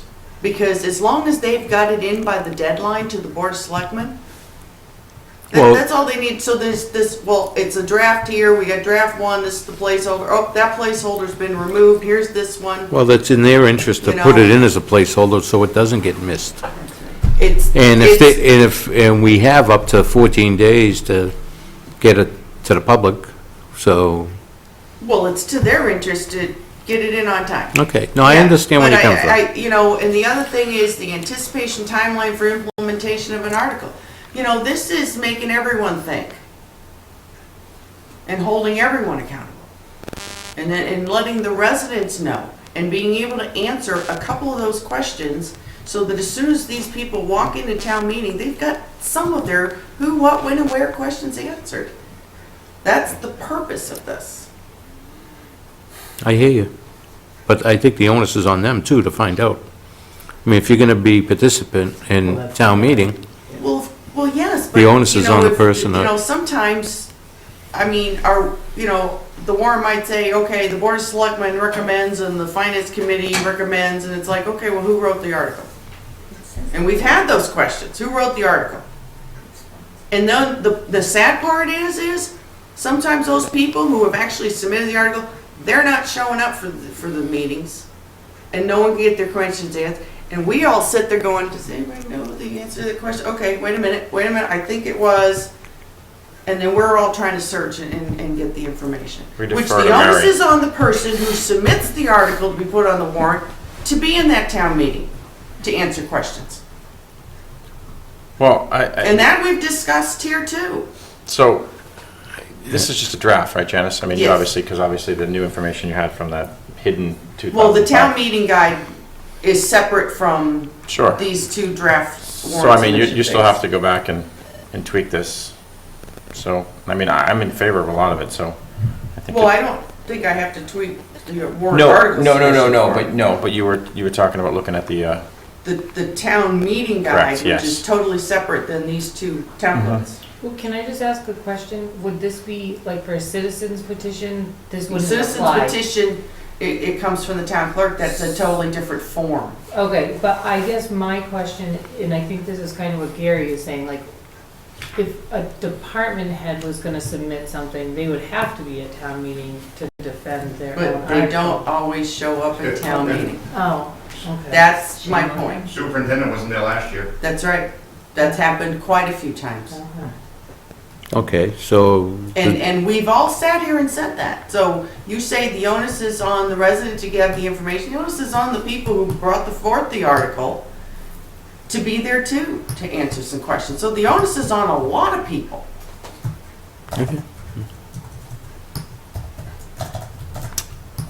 so where do you want to go with this now? Do you want to bring back everything at once? Do you want to look at certain? I would like to, I request that the warrant article submission form and the draft a sample warrant article template in the packet, a motion be made for approval. So I'm just pulling up that page. Robert, do you have any input on this? I mean, Not, Mr. Chair, through to the board, I mean, I think that the warrant article submission form, which my office will be handling mostly, is acceptable. And if you look at the draft of the sample warrant article template, It just adds some additional information in a clear way that I don't think, I think actually is to a benefit. So I have I agree. I have no problem with the two templates. You want to make the motion for your article and how you want to word it? I make a motion that the warrant article submission form and the draft a sample warrant article template as presented in the packet of January 20th, 2015 be approved by the Board of Selectmen. I'll second. Question, Gary? Is there going to be commentary on these warrant articles that, from the board, saying that Board of Selectmen would strongly suggest support of this, or anything like that? I don't know if there should there be. I mean, I was never up for That's that. our goal to do that at the meeting, correct? If we speak on a Right. topic, I mean, that's why Right. we're on the If you look stage and, yeah. Here, it just, what it would say is, like, for example, Board of Selectmen on the warrant, if you look at the template, would either recommends or does not recommend. And all that's being added, the Was the selectmen, vote? is the vote. It was 3-0 or 2-1 in the date of the vote. Which allows the public People- to say, well, the selectmen At had what this, the meeting or- dissenting vote, what was your reason? Or we could ask, Yeah. to elaborate on that question. Yeah. Yeah, because I don't like to, I don't want to put comments on there, because we No, I make don't. those No, enough. we shouldn't No, be. I No, agree. I know, and Right. I don't, I'm not asking for Mhm. that type of Okay, thing. a good question. The funding sources aren't always definitive until we get to town meeting. Through the chair, that's true. In some cases, They could be raised and appropriates, Yeah. they could be transfers, Right. they Yeah. could be whatever Lisa says they are. So, Tom's got a question. No, I'm sorry. Aren't the funding sources usually mentioned in the article? They're Either usually on or. the warrant. Either or, raise or Right. appropriate, you know, we always get in trouble with that. Well, I mean, this form has, it, to me, it looks like it's one, it's either general fund, enterprise, et Those are cetera. just examples. Okay, so it could be all of the above? or it could be, should be determined by town meeting. Right. Okay.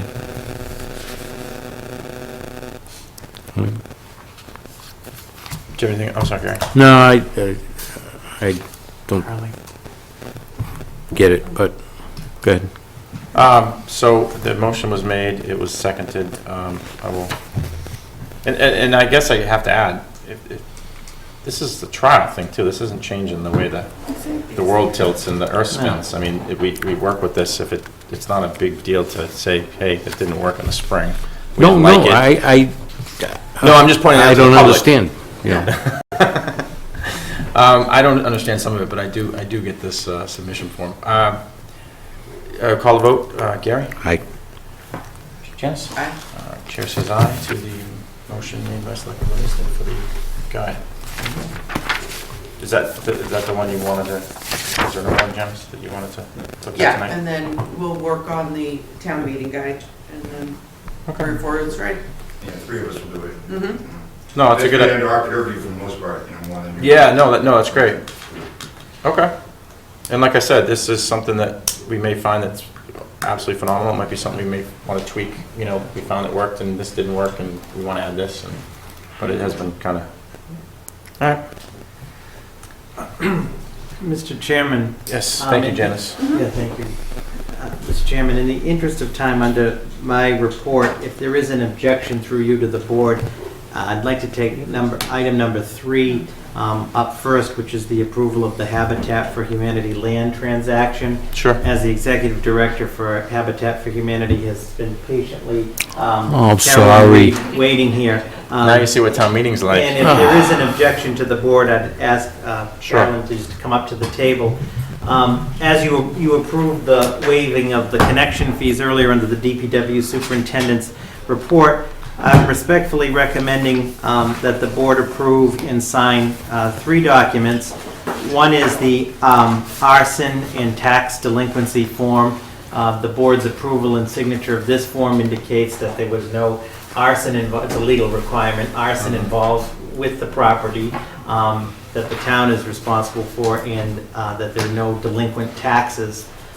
These have all been reviewed and recommended by council. The second document is the land use agreement. for approval by the board and signature that what the land is going to be used for, which everybody is aware of. And lastly, the third document is the deed release, the board's vote to authorize the release of the deed in their signature so that the deed can be transferred from the town of Ayer to Habitat for Humanity of North Central. So those are the three forms that require vote and signature by the board for the procedural transaction or transfer of this property to Habitat for Humanity. Then the final step will be the actual recording of the deed at the North Middlesex, or at the Middlesex County Registry of Deeds. Okay. Which will be handled. Looking for I give you these, so you can make your motions off of them. Yeah, I was Three having separate. trouble to, you having trouble to find what I- you were making the motion. I off of. was on something else, and I I was trying to was- get back, and I'm not that bright sometimes. Okay, so we need a motion, signature by the chair, for arson tax delinquency statement pursuant to provisions of paragraph 3 of General Laws, Chapter 60, Section 77B, Habitat on Humanity, North Central Mass, with the town of Ayer regarding 76 Central Ave in the air, that there isn't any arson tax delinquency issues. Second. Slow on the second.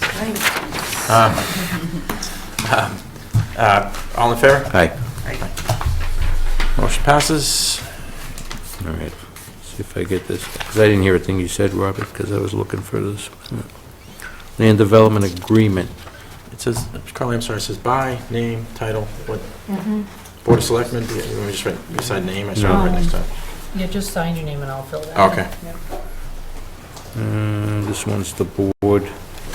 And what, can you, Yeah, the motion would be, respectfully, through the chair, the motion would be that the board approves the land use agreement between the town of Ayer and Habitat for Humanity regarding 76 Central Ave, the signature by the board. so moved, Carly didn't get it, though. I got it. I think that's it. No, This it, I right? think it's every, or maybe it's just the chair, Gary, on No, this is everybody. everybody. Yeah. second, so moved. I mean, another motion? Yeah, did. I made the, Yeah, Robert made, he so moved Robert's Oh. statement. Yeah. All in favor? Aye. Aye. Motion passes, this is all of us, right? Did you sign it? Yeah. No, I didn't sign it yet. And,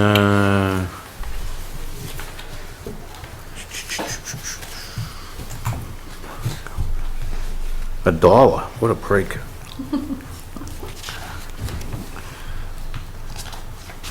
I see there's some action over there, that's good. Yeah, Yeah, yeah, we've done a little clearing. yeah. The weather's gonna, is grinded you to a halt a little bit with the cold and the frost and We stuff? have a warehouse, so we're gonna start building some of, Oh, you're gonna, yeah, oh, that's a good idea. we do some of the Yeah, framing inside, at least for now, so we can get a start. yeah, that's Yeah. that's good, good. Gary. Make a motion, deed release, the town of Ayer, between Habitat and Humane North Central Incorporated as a grantee for the property parcel of land at 76 Central Ave for the cost of $1. Second. All in favor? Aye. Aye. Aye. I believe that one's. Now, this pretty Yeah, much it is. finalizes our, no offense, our interaction with Yeah. you is, I mean, obviously you'll be back, you Yeah, know, to with the updates chair, and whatnot, so but with the completion of legally. signatures of all of these documents, it will be recorded at the Registry of Deeds. The land at 76 Central Ave has been transferred to Habitat for Humanity. We could do the fire station that quick. It would- Don't get your hands going. Yeah. February 3rd. February 3rd, your balloons. Is there anything else you need from the board? I don't think so, I think that was it. And then, am I taking it to the Registry of Deeds, or? Yes. Alicia, Hopefully. I think Alicia's, I don't, would these papers? I thought we were giving them back to Alicia. or Yeah, not? we'll get them to Alicia and then we'll be in contact. Okay, Yep. all right. That's Thank it? you. All Did right. you talk to Thanks. her today, or did she indicate otherwise today? No. Okay, She didn't. all right, so we'll, Yeah, we'll take care of it yeah, tomorrow. we'll get them to her tomorrow. We can't wait to see what they're gonna look like, so it's, Yeah. yeah, we're excited about And it. I'll send you a formal letter from the board that waives those connection fees. Great. And just Thank quickly, where are you in the selection process of families? Are you anywhere close to that, or? Well, we have 2 more meetings, the Okay. 24th and the 27th here at Town Hall. And we did a couple of intakes today. Okay. So we've started the process. So I'm not sure how far after those Mhm. information meetings we'll have the lottery. Okay, Yeah. Oh, great. great. Thank you. Thank you. Good luck. You want to fly to this, Robert? Yeah, I'll go very fast. Back up to the administrative update. The budget hearings are anticipated to be completed next week by the FinCom.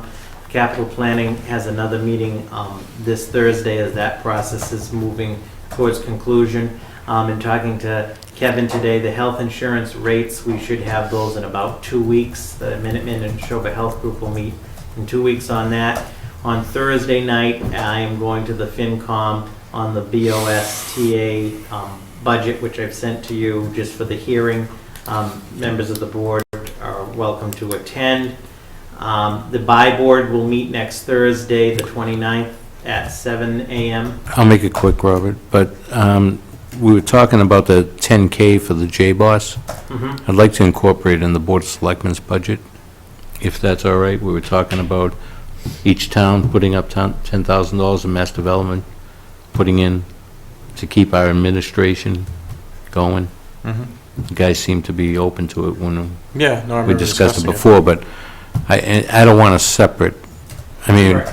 we talked about J-Boss, I think each board wants to have control of it. Yeah. Unless, through the chair, unless there's objection. by I have the no board, objections I'll- to it. I mean, it's an extension of our board, so I mean, I guess I don't That's- really have an issue with it. That's being what everybody else's thought Yeah, was, in too. our budget. I mean, Well, I it's can- one of us is the I representative. can incorporate it for Thursday. Yeah. All right. Thank you. And then I will recommend, or I'm recommending at the February 3rd meeting, that the board opens the warrant for the spring, and that I will provide at that time also a schedule, as I always do, for the whole process leading up to town meeting. Real quick, at the request of the chair, on the online permitting, online payments, which also ties into the upgrade of the website, which that process is now underway. I know that Selectman Livingston participated in the meeting with the IT committee on the website upgrade because it ties into this. Right now, online payments can be taken for taxes, water and sewer, parking tickets. We've proposed to complete this year the town clerk's vital records, dog licenses, and so forth. There's $17,000 proposed in capital for the digitization of records, which ties into that.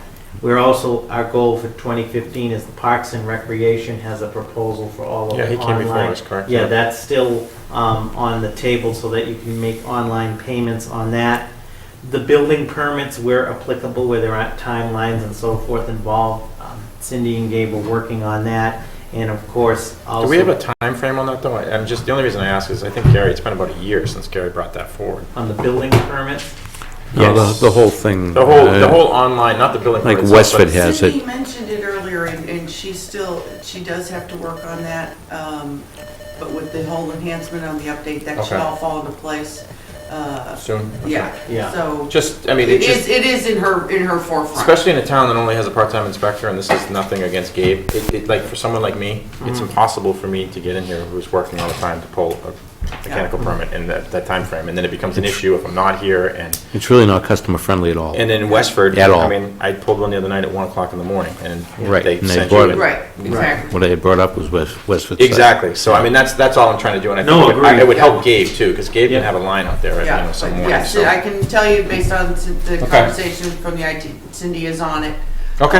And so hopefully we'll be. Yeah, that would just be nice to, Yeah. for And everybody. it ties into the website upgrade. We know the website needs a whole new look, and there's some content changes and all kinds of things, but also having it be icon-driven for this online permitting and online payments, you know, to make it click, click, click as easy as possible. The second item, the ABCC requires a seasonal population estimate that the Air Board of Selectmen approve and certify a form that certifies the seasonal population estimate for the town of Ayer. This is more applicable to seaside communities and Martha's Vineyard, resides, Nantucket, but stuff like we're that, yeah. required to do it. The seasonal population of the town of Ayer is certified by the town clerk as 0. But we would be looking for a motion to approve the seasonal population estimate form and have you sign it. But I found a mistake on the state form. It was not well written, so I emailed it back and they said, oh, we'll send you a new one. So, next I meeting? said- So they could approve the seasonal estimate of 0 tonight, and then we can just, when the form's ready, that we Right. can sign it after the fact, but we just need to approve that. So you need a motion and a vote on that? Yep, please. I make a motion that the Ayer Board of Selectmen approve a seasonal population estimate for the town of Ayer to be 0. Second. All in favor? Aye. Aye. Did we do this last year? It's a new, Okay, it's a new all thing. right. The next item, item 4, as mentioned, it's been 10 years since the comprehensive plan update was in 2005, and at this time, I'm seeking approval from the board recommending that the board authorize the creation of a Town of Ayer Comprehensive Plan Committee. I'm recommending that the committee consists of 13 members, 7 citizens at large appointed by the BOS, 1 planning board member, 1 historical commission member, 1 zoning board of appeals member, 1 parks commissioner, 1 school committee member, 1 of the Ayer representatives, and in deviating from the general established policy, 1 selectman as well. I mean, in the past, per the Town Government Study Committee recommendation of the 2010 committee, that no selectman would be on a committee, but in looking at this, what most towns, almost all towns do, including this one previously, does have a selectman on that. Those would be the 13 core members, and then if you've looked at the comprehensive plan, they broke out into focus groups on specific issues, whether it was housing and so forth, housing, infrastructure, so there's an opportunity for more folks to be involved. I've also instructed Mr. Maher to put in his budget $10,000 for FY16 for the purposes of supporting the committee and hiring a consultant and updating a comprehensive plan.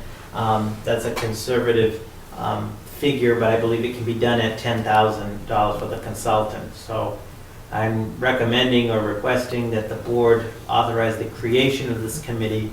We will advertise the committee, and then applicants would be appointed, at least the 7 citizens at large by the board. If we can get. So moved as outlined by the town administrator. Seconded. All in favor? Aye. Aye. Aye. The next item. I'd like to be on that committee too, by the way. Okay. But- Yeah, I wouldn't mind being on it. The next item. I'm sorry? I said I wouldn't mind being on it also, so. Okay, we can discuss that further, but We've talked about I don't want to be on it, so you guys can find it out. the creation of the tree lighting committee, for lack of a better word. The holiday season is only 11 months away, so it's not too early to begin preparations for the holiday lights throughout town and the Rotary, which was discussed at length by the BOS. As discussed, it's recommended that the BOS appoint a town holiday lighting committee. I threw out 7 members or more, but charged with the planning, programming, fundraising, and implementation of the town's 2015 holiday lights. Additionally, as was discussed by the board, that there be a warrant article on the spring town meeting warrant providing some funding for the effort. So, Well, I mean, do we explore that first? Because people may not want to do it. I mean, if it's form a committee and the town people may say, I don't feel like funding. Yeah. I'm just asking. yeah, no, I just put this. Yeah, no, I put this understand, on here yeah. because I didn't. You know what I mean, though? I mean, Yeah. town meeting, I mean, I know a lot of people were in favor of it, but people might say, you know what? Money's tight, I don't want to spend, I don't want to appropriate. We got that stormwater thing coming up, you know. Can you put that in there too, Christmas lights? You know, so. But I think one of the purposes is for planning purposes. When I say it's only 11 months, so I wanted to get the. No, ball that was the rolling. biggest issue in the past, was just being able to work with people on it. It was tough to just kind of, it'd be nice to have like some plan. But the committee would also fundraise, so. Yeah, exactly. We didn't Yeah, need- yeah, no, because I don't think there's going to be much needed funds-wise. long-term, but, Well, if you include more in the town, it may, what's that? if you include more of the town. Yeah, no, that's a debate, which this, Okay, I got 5 different answers. yeah, I'm okay with, do you want to vote on forming a committee? or- Well, and I Well, I mean, think, we discussed it before, I thought we kind of agreed with it. And Yeah, no. Now he's just come up with a plan for what we already agreed to. Yeah, it was, I think, Gary, I think that what you all want. right, I mean, Yeah, I just so- want to make sure. Yeah, no, if I I'm fine with initiate it that. And then somebody says they didn't know about it. No, Well, we like saying that. Okay. yeah, no, I think it's a good idea, and and obviously the committee can kind of All right. figure out what pros and cons and all that. So we'll put together some promotion for folks that are interested and get them involved and convene something. And this would include, obviously, the Rotary. There's been discussions about other aspects of town. Concerns came up why there were no Christmas holiday lights. Holiday lights. They are Christmas lights, but under DOR regulations, you can't call them Christmas lights and use public funds for them. Why there were no lights at Town Hall. 3 reasons, or 3 mitigating factors. One was there were no lights for Town Hall, so we have to budget that. There was in the past, David had some. 2, the external lighting or the outlets for the building, according to facilities, we need to look at that. And 3rd, again, it was one of those things that was not factored into, if you will, the facilities budget or the DPW budget, but definitely for FY15 or for 2015, we should do something here besides the wreaths. Good, James? Didn't we have lights in the town hall last year? No. 2010 was Been the a last while. time David. David put 'em out. That was an David issue. put some, and then Yeah, I it think that blew out turned the- into a, well, that was before I LED, swore and that there was, yeah, some those big. More recently than that. No. Who's in charge of putting up the flags? Put it More up- importantly, That was that- who's important in Which- taking down the flags that still say season greetings? That's a business alliance. Yeah, Okay. okay. All right, we can find out. This- Okay. Okay. Well, I mean, it's not a huge deal, but I mean, Are the wreaths down in the big room? Yeah, the He wreath. gets the lead. The wreaths. Night, John. Night, John, oh, you're missing all the good stuff coming up. You're missing all the good stuff coming up. Are they still up? I Once thought. you I'm leave, that's when joking. we go at it, you know? I gotta make deadlines. I think she put them up. All right, good night, John. Night, John. The next item, as mentioned earlier, is a letter of support for the town's We didn't CDP. vote on this, No, Letter we of didn't. support? on the tree lighting. No. No, because we had already decided it before, Yeah, we didn't vote on it before? didn't we? I thought we did, but why I thought don't we we just, Do we Gary's need to here, vote it's to a full, form a committee? No, as long as it's, no, I don't Because think I so. think the last time we were Unless told we we're didn't have to dissenting vote about to it, I form don't the committee. think I think we're all on the same board about it, yeah. Yeah, so. Do we have to, I mean, would we have to do that? I mean, Because I it's, think that's what got discussed it's not like we're in last time, is that disagreement on it. We didn't have to vote for this. I would but call a vote if we You know were, what, I vote that we do the holiday lighting committee with as outlined by the town administrator. Second. all in favor? Aye. Aye. the next item is We've never gone a letter of support for the town's CDBG grant that was presented. It's respectfully requested that if the board vote to authorize a letter, I will draft up a letter in support of the grant application for your It's signature. already in the It's already in the packet. I did I that. stand corrected, okay, so just a vote to approve and sign. Yeah, looked fine Okay. to me. Make a motion to approve letter from the Ayer Board of Selectmen to Department of Housing and Community Development in support of the 2015 Community Block Grant application by the town of Ayer. Second. All in favor? Aye. The next item, number 7, the planning board vacancy. As the board is aware, a member of the planning board recently resigned as a result. In accordance with the procedure for filling a vacancy, the planning board has officially requested that the BOS declare a joint meeting of the Ayer Board of Selectmen and Ayer Planning Board to fill the vacancy by joint appointment. Upon BOS approval, the town will advertise the vacancy, and any resident of Ayer that is 18 years of age or older and a registered voter residing in Ayer may apply. If approved, all applications will be submitted to the BOS office and will be due no later than Wednesday, February 11th at 3:30 PM. The Ayer Board of Selectmen and Planning Board will meet in joint session as part of the BOS February 17th meeting to make the appointment. The selected individual will serve until the April election and may or may not run for election at that time. There's only a couple months left. I did explain that to the chairman of the planning board. But he said- Jim's term was up this year? No, No. they changed the terms. Oh, No. Because it was 3 years. No. No. yeah, no, Mary, go ahead, because I'm confused on I this. did, Selectman Yeah, Luker, 'cause I we were- checked that with the town clerk. It's when your 5-year term ends that it goes to 3 years. And Yeah, Mr. okay. Correct. Yeah, Mr. Luchesky's So it has to term come up. goes to 2017. Okay. Right. So who is this, was there another vacant position that this is filling till April, or is this just to fill This to is the just election? to fill Mr. Kind of like that Luchesky's Till the guy that election. filled in Till for April. Kennedy there, when they had the election, yeah. I Or mean, it's- Brown, whatever, you know what I it's mean, the- that guy there. The Yeah. chairman of the board of the planning Free board ride is, for pension for life. Crazy. right Not to do happening so, here, but, I mean, No. I know it's a 5-person board, Yeah. but does he have to I mean, is it, what, they can't function if they don't have the 5th, so you're gonna appoint somebody for a short period of time that may or may not run? That's. I mean, Yeah, no, yeah. because, I mean, I know that like last year when Selectman Fay had to resign, Mhm. he resigned around the same time January. frame. January. Yeah, Probably right around this And- time, yeah. we didn't have to do anything special Well, because we were the 5, we still had a quorum. Right. And of course, we knew that the April election was gonna be reduced in the board anyways, but if it's the It's based on the same, board. but I guess the point is the same, I mean, all this scrambling around to find someone to be potentially appointed for 3 months, who may or may not even wanna run, Yeah, so how many meetings is that? Maybe 2 meetings. maybe Yeah. 2 meetings?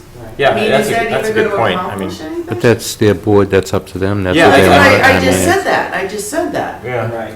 And that was, we discussed that, but the planning board voted into the chair, under the statute, they're requesting the initiation of this process. Yeah, it's their board, Yeah. I agree with Janice, I think they could probably go without for a bit, but if that's the way they feel, it's up to them. So that you need a vote. Yeah. Motion to have a joint meeting between the Board of, with the Board of Selectmen and the Planning Board scheduled for February 7th. February 17th. And that's It just says part of no. our meeting. We have a meeting on 17th? Yeah. Wait a minute. Yeah. All applications be submitted. All right, so it's already gonna be posted about the vacancy. You hear me posted? Okay, so, all right, I got it. All right, I'm getting tired. I read the wrong line. Okay. So you need a motion for, I did motion, oh, I'm sorry, second? okay? All in favor? Sorry, I'm not used to seconding. Janet's is not quick on the draw tonight with her seconds. Did we already do that? Okay. All in favor? Aye. Aye.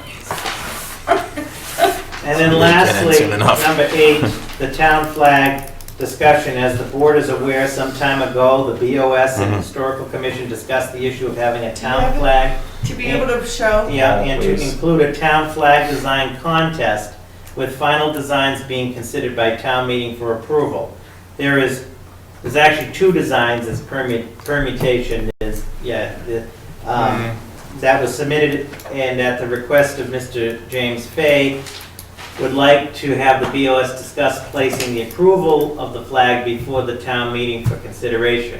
Attached, or up here on the screen, are the 2 proposed versions submitted along with a description of the meaning behind the symbols. Pine trees are gone. Additionally, the town's current flag at the State House consists of the town seal on a white background with a gold trim.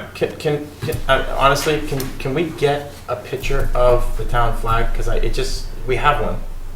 Yeah. And I'm, And the Hall of Flags, yeah, it's the town seal. like, I mean, No, can you? yeah, but like, is it this gold with the gold background? No, it's is it black. white? Is it? It's black and white Okay. on a white Yeah. backdrop with the gold, just like on the gold on the state flag. Have you seen it, Gary? I mean, I haven't seen it. They're in the Hall of Flags at the legislature. Well, we must have a copy somewhere. Alphabet. It must be something. Yeah. We can see if we can get a In the picture. bottomless safe. I mean, There's nothing in frankly- there? There's no flag in the Nobody state. can find it, they hunted. I've looked Yeah. for Frankly, days. this Yeah. is too jumbled for me. And I don't mean, I think- understand No, the no, train, I understand the army, I like simple. I like the For the crescent. design, I mean, the design should really be, in my opinion, my old marketing classes and stuff coming back, is the air seal needs to be a little bit bigger, okay? With the train, not necessarily, it looks like it's on a cross. Not on there. You know? So the train is not working unless, you know, but the first thing is that the Airtown seal should be boom. That should be kind of your focal point with the others of, and here's pieces of air. That would be my. I like just having the library and myself and You know? maybe jazzing it up with the colors But of the town. I mean, it looks too much like a cross. It just. Yeah, I'm not sure, are those roads or are those tracks? Or, you know, like the gift wrapping of a present. And I'm not making fun of this, I'm just saying it seems awful. If we Well, have the- one, I'd like to see the one we have, maybe that one's. What's really sad is that this has been discussed for any long times, and this is the first time I've seen it. This is, this came, we saw this one, it had pine trees, I think, the last time we saw it. but Never just- saw it before. It may have been even, it's been discussed for a while, maybe before. I we made were one elected, Janice. myself. I like the one I made. You know, got discussed and discussed, kept getting thrown out, and we never saw it. It's in There you the go. office. Yeah, So- I mean, I listen, it's one proposal, I mean, I mean, honestly, if we're really gonna do it, wouldn't it make sense to throw it up to the, maybe it's something at the school and see, if, you know, the kids work Well, on they it? had this contest, That's a and good that was idea. the end. You know what I mean? Let's send it up there and, you know, let the kids at the Page Hilltop, or, I mean, there's some really talented Had kids a up there. contest, but how many people put in? We had a contest through the Yeah, residents, but I mean, yeah. What's it? what if we send something up to the high school in the Page Hilltop and said, submit, come up with your, Can you go back to the one without the medals real quick? I think that was the one that, I kind of like just the Under- crescent with the air underneath it, nothing Under- else with the, I don't know where the blue and the green come from. I haven't seen that anymore. Those are the colors of the state, Yeah. cranberry, green, and blue. Yeah, the It's not cranberry. red, it's cranberry. Oh, the cranberry? Those are the state colors. right, and then the soldier represents the military history, and the rail, the train, the rail history. But there's no cranberry or, There's no cranberry in the state flag. I just, you know, I can find what the state colors are. I don't. well, I'm going based on what this, but there's no, I don't see any cranberry unless it's faded. Those are new flags, so I hope It's a not. new flag. Yeah. So I guess the question, to conclude the topic tonight, is the proposers of this design have asked what's going to happen with it, if anything. And so the question is, does this move forward to town meeting for consideration? Not this. I mean, I'd like to have some, Options. yeah, and what's wrong with the flag we have? And I'm not trying to be disrespectful to the people who did, because I barely can write my name, never mind design a flag. It would be nice But- to have what we currently have at town meeting. Well, that's what I can't seem to find, and apparently it's so high up, you can't even see it in the Hall of Flags. And they're stacked. Yeah, Well, yeah. You We can couldn't try to drop find down, out who take it made it. down. Check See the if we can get contacts. one made. Right? Yeah, I mean, but they'd have to Mr. take it Chairman, down. I think what started this whole thing was that a late resident, Mr. Conway, had designed a flag, and he claimed he gave one to the town here. And I think he had one at his house. Everybody hunted and nobody could find it. It's not in And the then this, bottomless safe something back went there? out. No, it was nowhere. Well, But what- that went back to him. I mean, I'd like to see the one we have, and like I said, what if we propose it to some of the kids up there, you know, this flag contest? A lot of talent up there. Okay, I guess I can't hurt. Yeah, I mean, you could do that as a community thing as well, you know, just. Talk to the school and see, I mean, We can try to get the one at the state. We'll try to House get the a one at the picture. State House. well, I guess that's what I'm Yeah. saying, because we might go, wow, that's great, nice and simple, Alright. here's our But crescent. it's just- yeah, they'll have to take it off the wall, which I don't know. It's So if shocked the- we don't have one. If the background colors are the official colors of Massachusetts, why is it in the state flag? Well, I guess we're gonna have to fix the state flag too, because it's not in the official colors. We've spent way too much time on this town Because we're flag. getting tired. No, not tonight, just over the last 3 years. So I guess that's what I would like to see. Something like that. I know, I remember seeing it. Yeah. Google find you. Do you want to reactivate the quote contest for other submissions? That's just a thought. I mean, I defer to you The guys. school but thing, that's a good I idea. like the school Yeah. idea. I mean, they're an eager bunch up there. Maybe the art class. The The high art, school? the high school, the Page Hilltop, I mean, some of those kids are incredibly talented. I mean, I think they'd take it and run with it, something fun. All right. We could get some great ideas, we could get, who knows? So we'll contact the schools. We'll contact the schools about. Do most towns have a flag? Like, I lived in Westford and Littleton, I've not remember Yeah, if seeing you go their. into that hall of flags at the State House. Oh, no, yeah, We gotta go to the Hall of Flags. I guess so, and get a ladder They're apparently. alphabetical. They're not? No, they're by, when they were incorporated. Oh, okay. So we're at the end. There we are. Okay, That is true, yeah, actually, good point. Mr. Chairman, that concludes Okay. my report. I only brought up the Sandy Pond Road summer stuff because we always get into that jam in April, May. Mhm. And I know there was some looking into the state, what we were restricted to. Right. And I don't know if we ever got that information. What is the date? Affirm. February 26th, the commission is taking this issue up, the Parks Commission. Yep.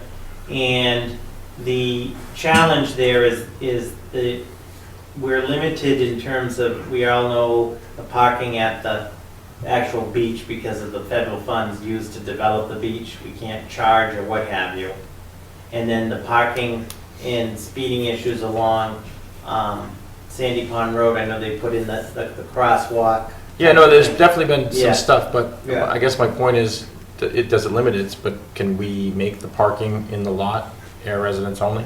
We can't because of the federal Fine. But funds. what if it's not a fee? Just sticker based? It's You- our town. You can't restrict. Yeah, here, sure.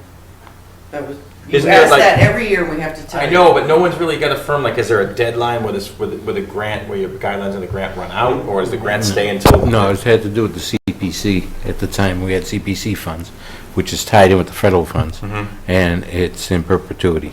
So it's And there you can't forever? discriminate Right. on access. Okay. So I guess the thing would be to, how we. Find some access, knock down a house and put some park in it. And the parks are That's some taking it ideas. up by virtue of, you saw the email, Yeah. because I you know had a house. inquired, so they're gonna take it up. but Oh, yeah, no, I they just don't didn't really know if like that, no, I guess my question was, I didn't know if that had been officially explored, or I know in the past it was, we don't know if we can do this, we don't know if we can do that. I knew we couldn't charge for fees. Yeah, we can't restrict it. I just hate to see our residents parking half a mile down the road, Or not even getting to the beach. not even getting to the Right. beach, because there's no other public beach around, and Yeah. they have to pay in Littleton, and they have to pay in Harvard, and, but as long as we can make it safe as we Nashua. can make, I guess that would be the goal, and I think Mark and Chief Murray have done a pretty good job of that, the new signs and stuff. So, that was it. We want to Minutes. fly through minutes and go home? So I make a motion that the minutes of January 6, 2015 be approved as submitted. Second. All in favor? Aye. Aye. And on that note, I make a motion to adjourn. Second. All in favor? Yeah. Aye.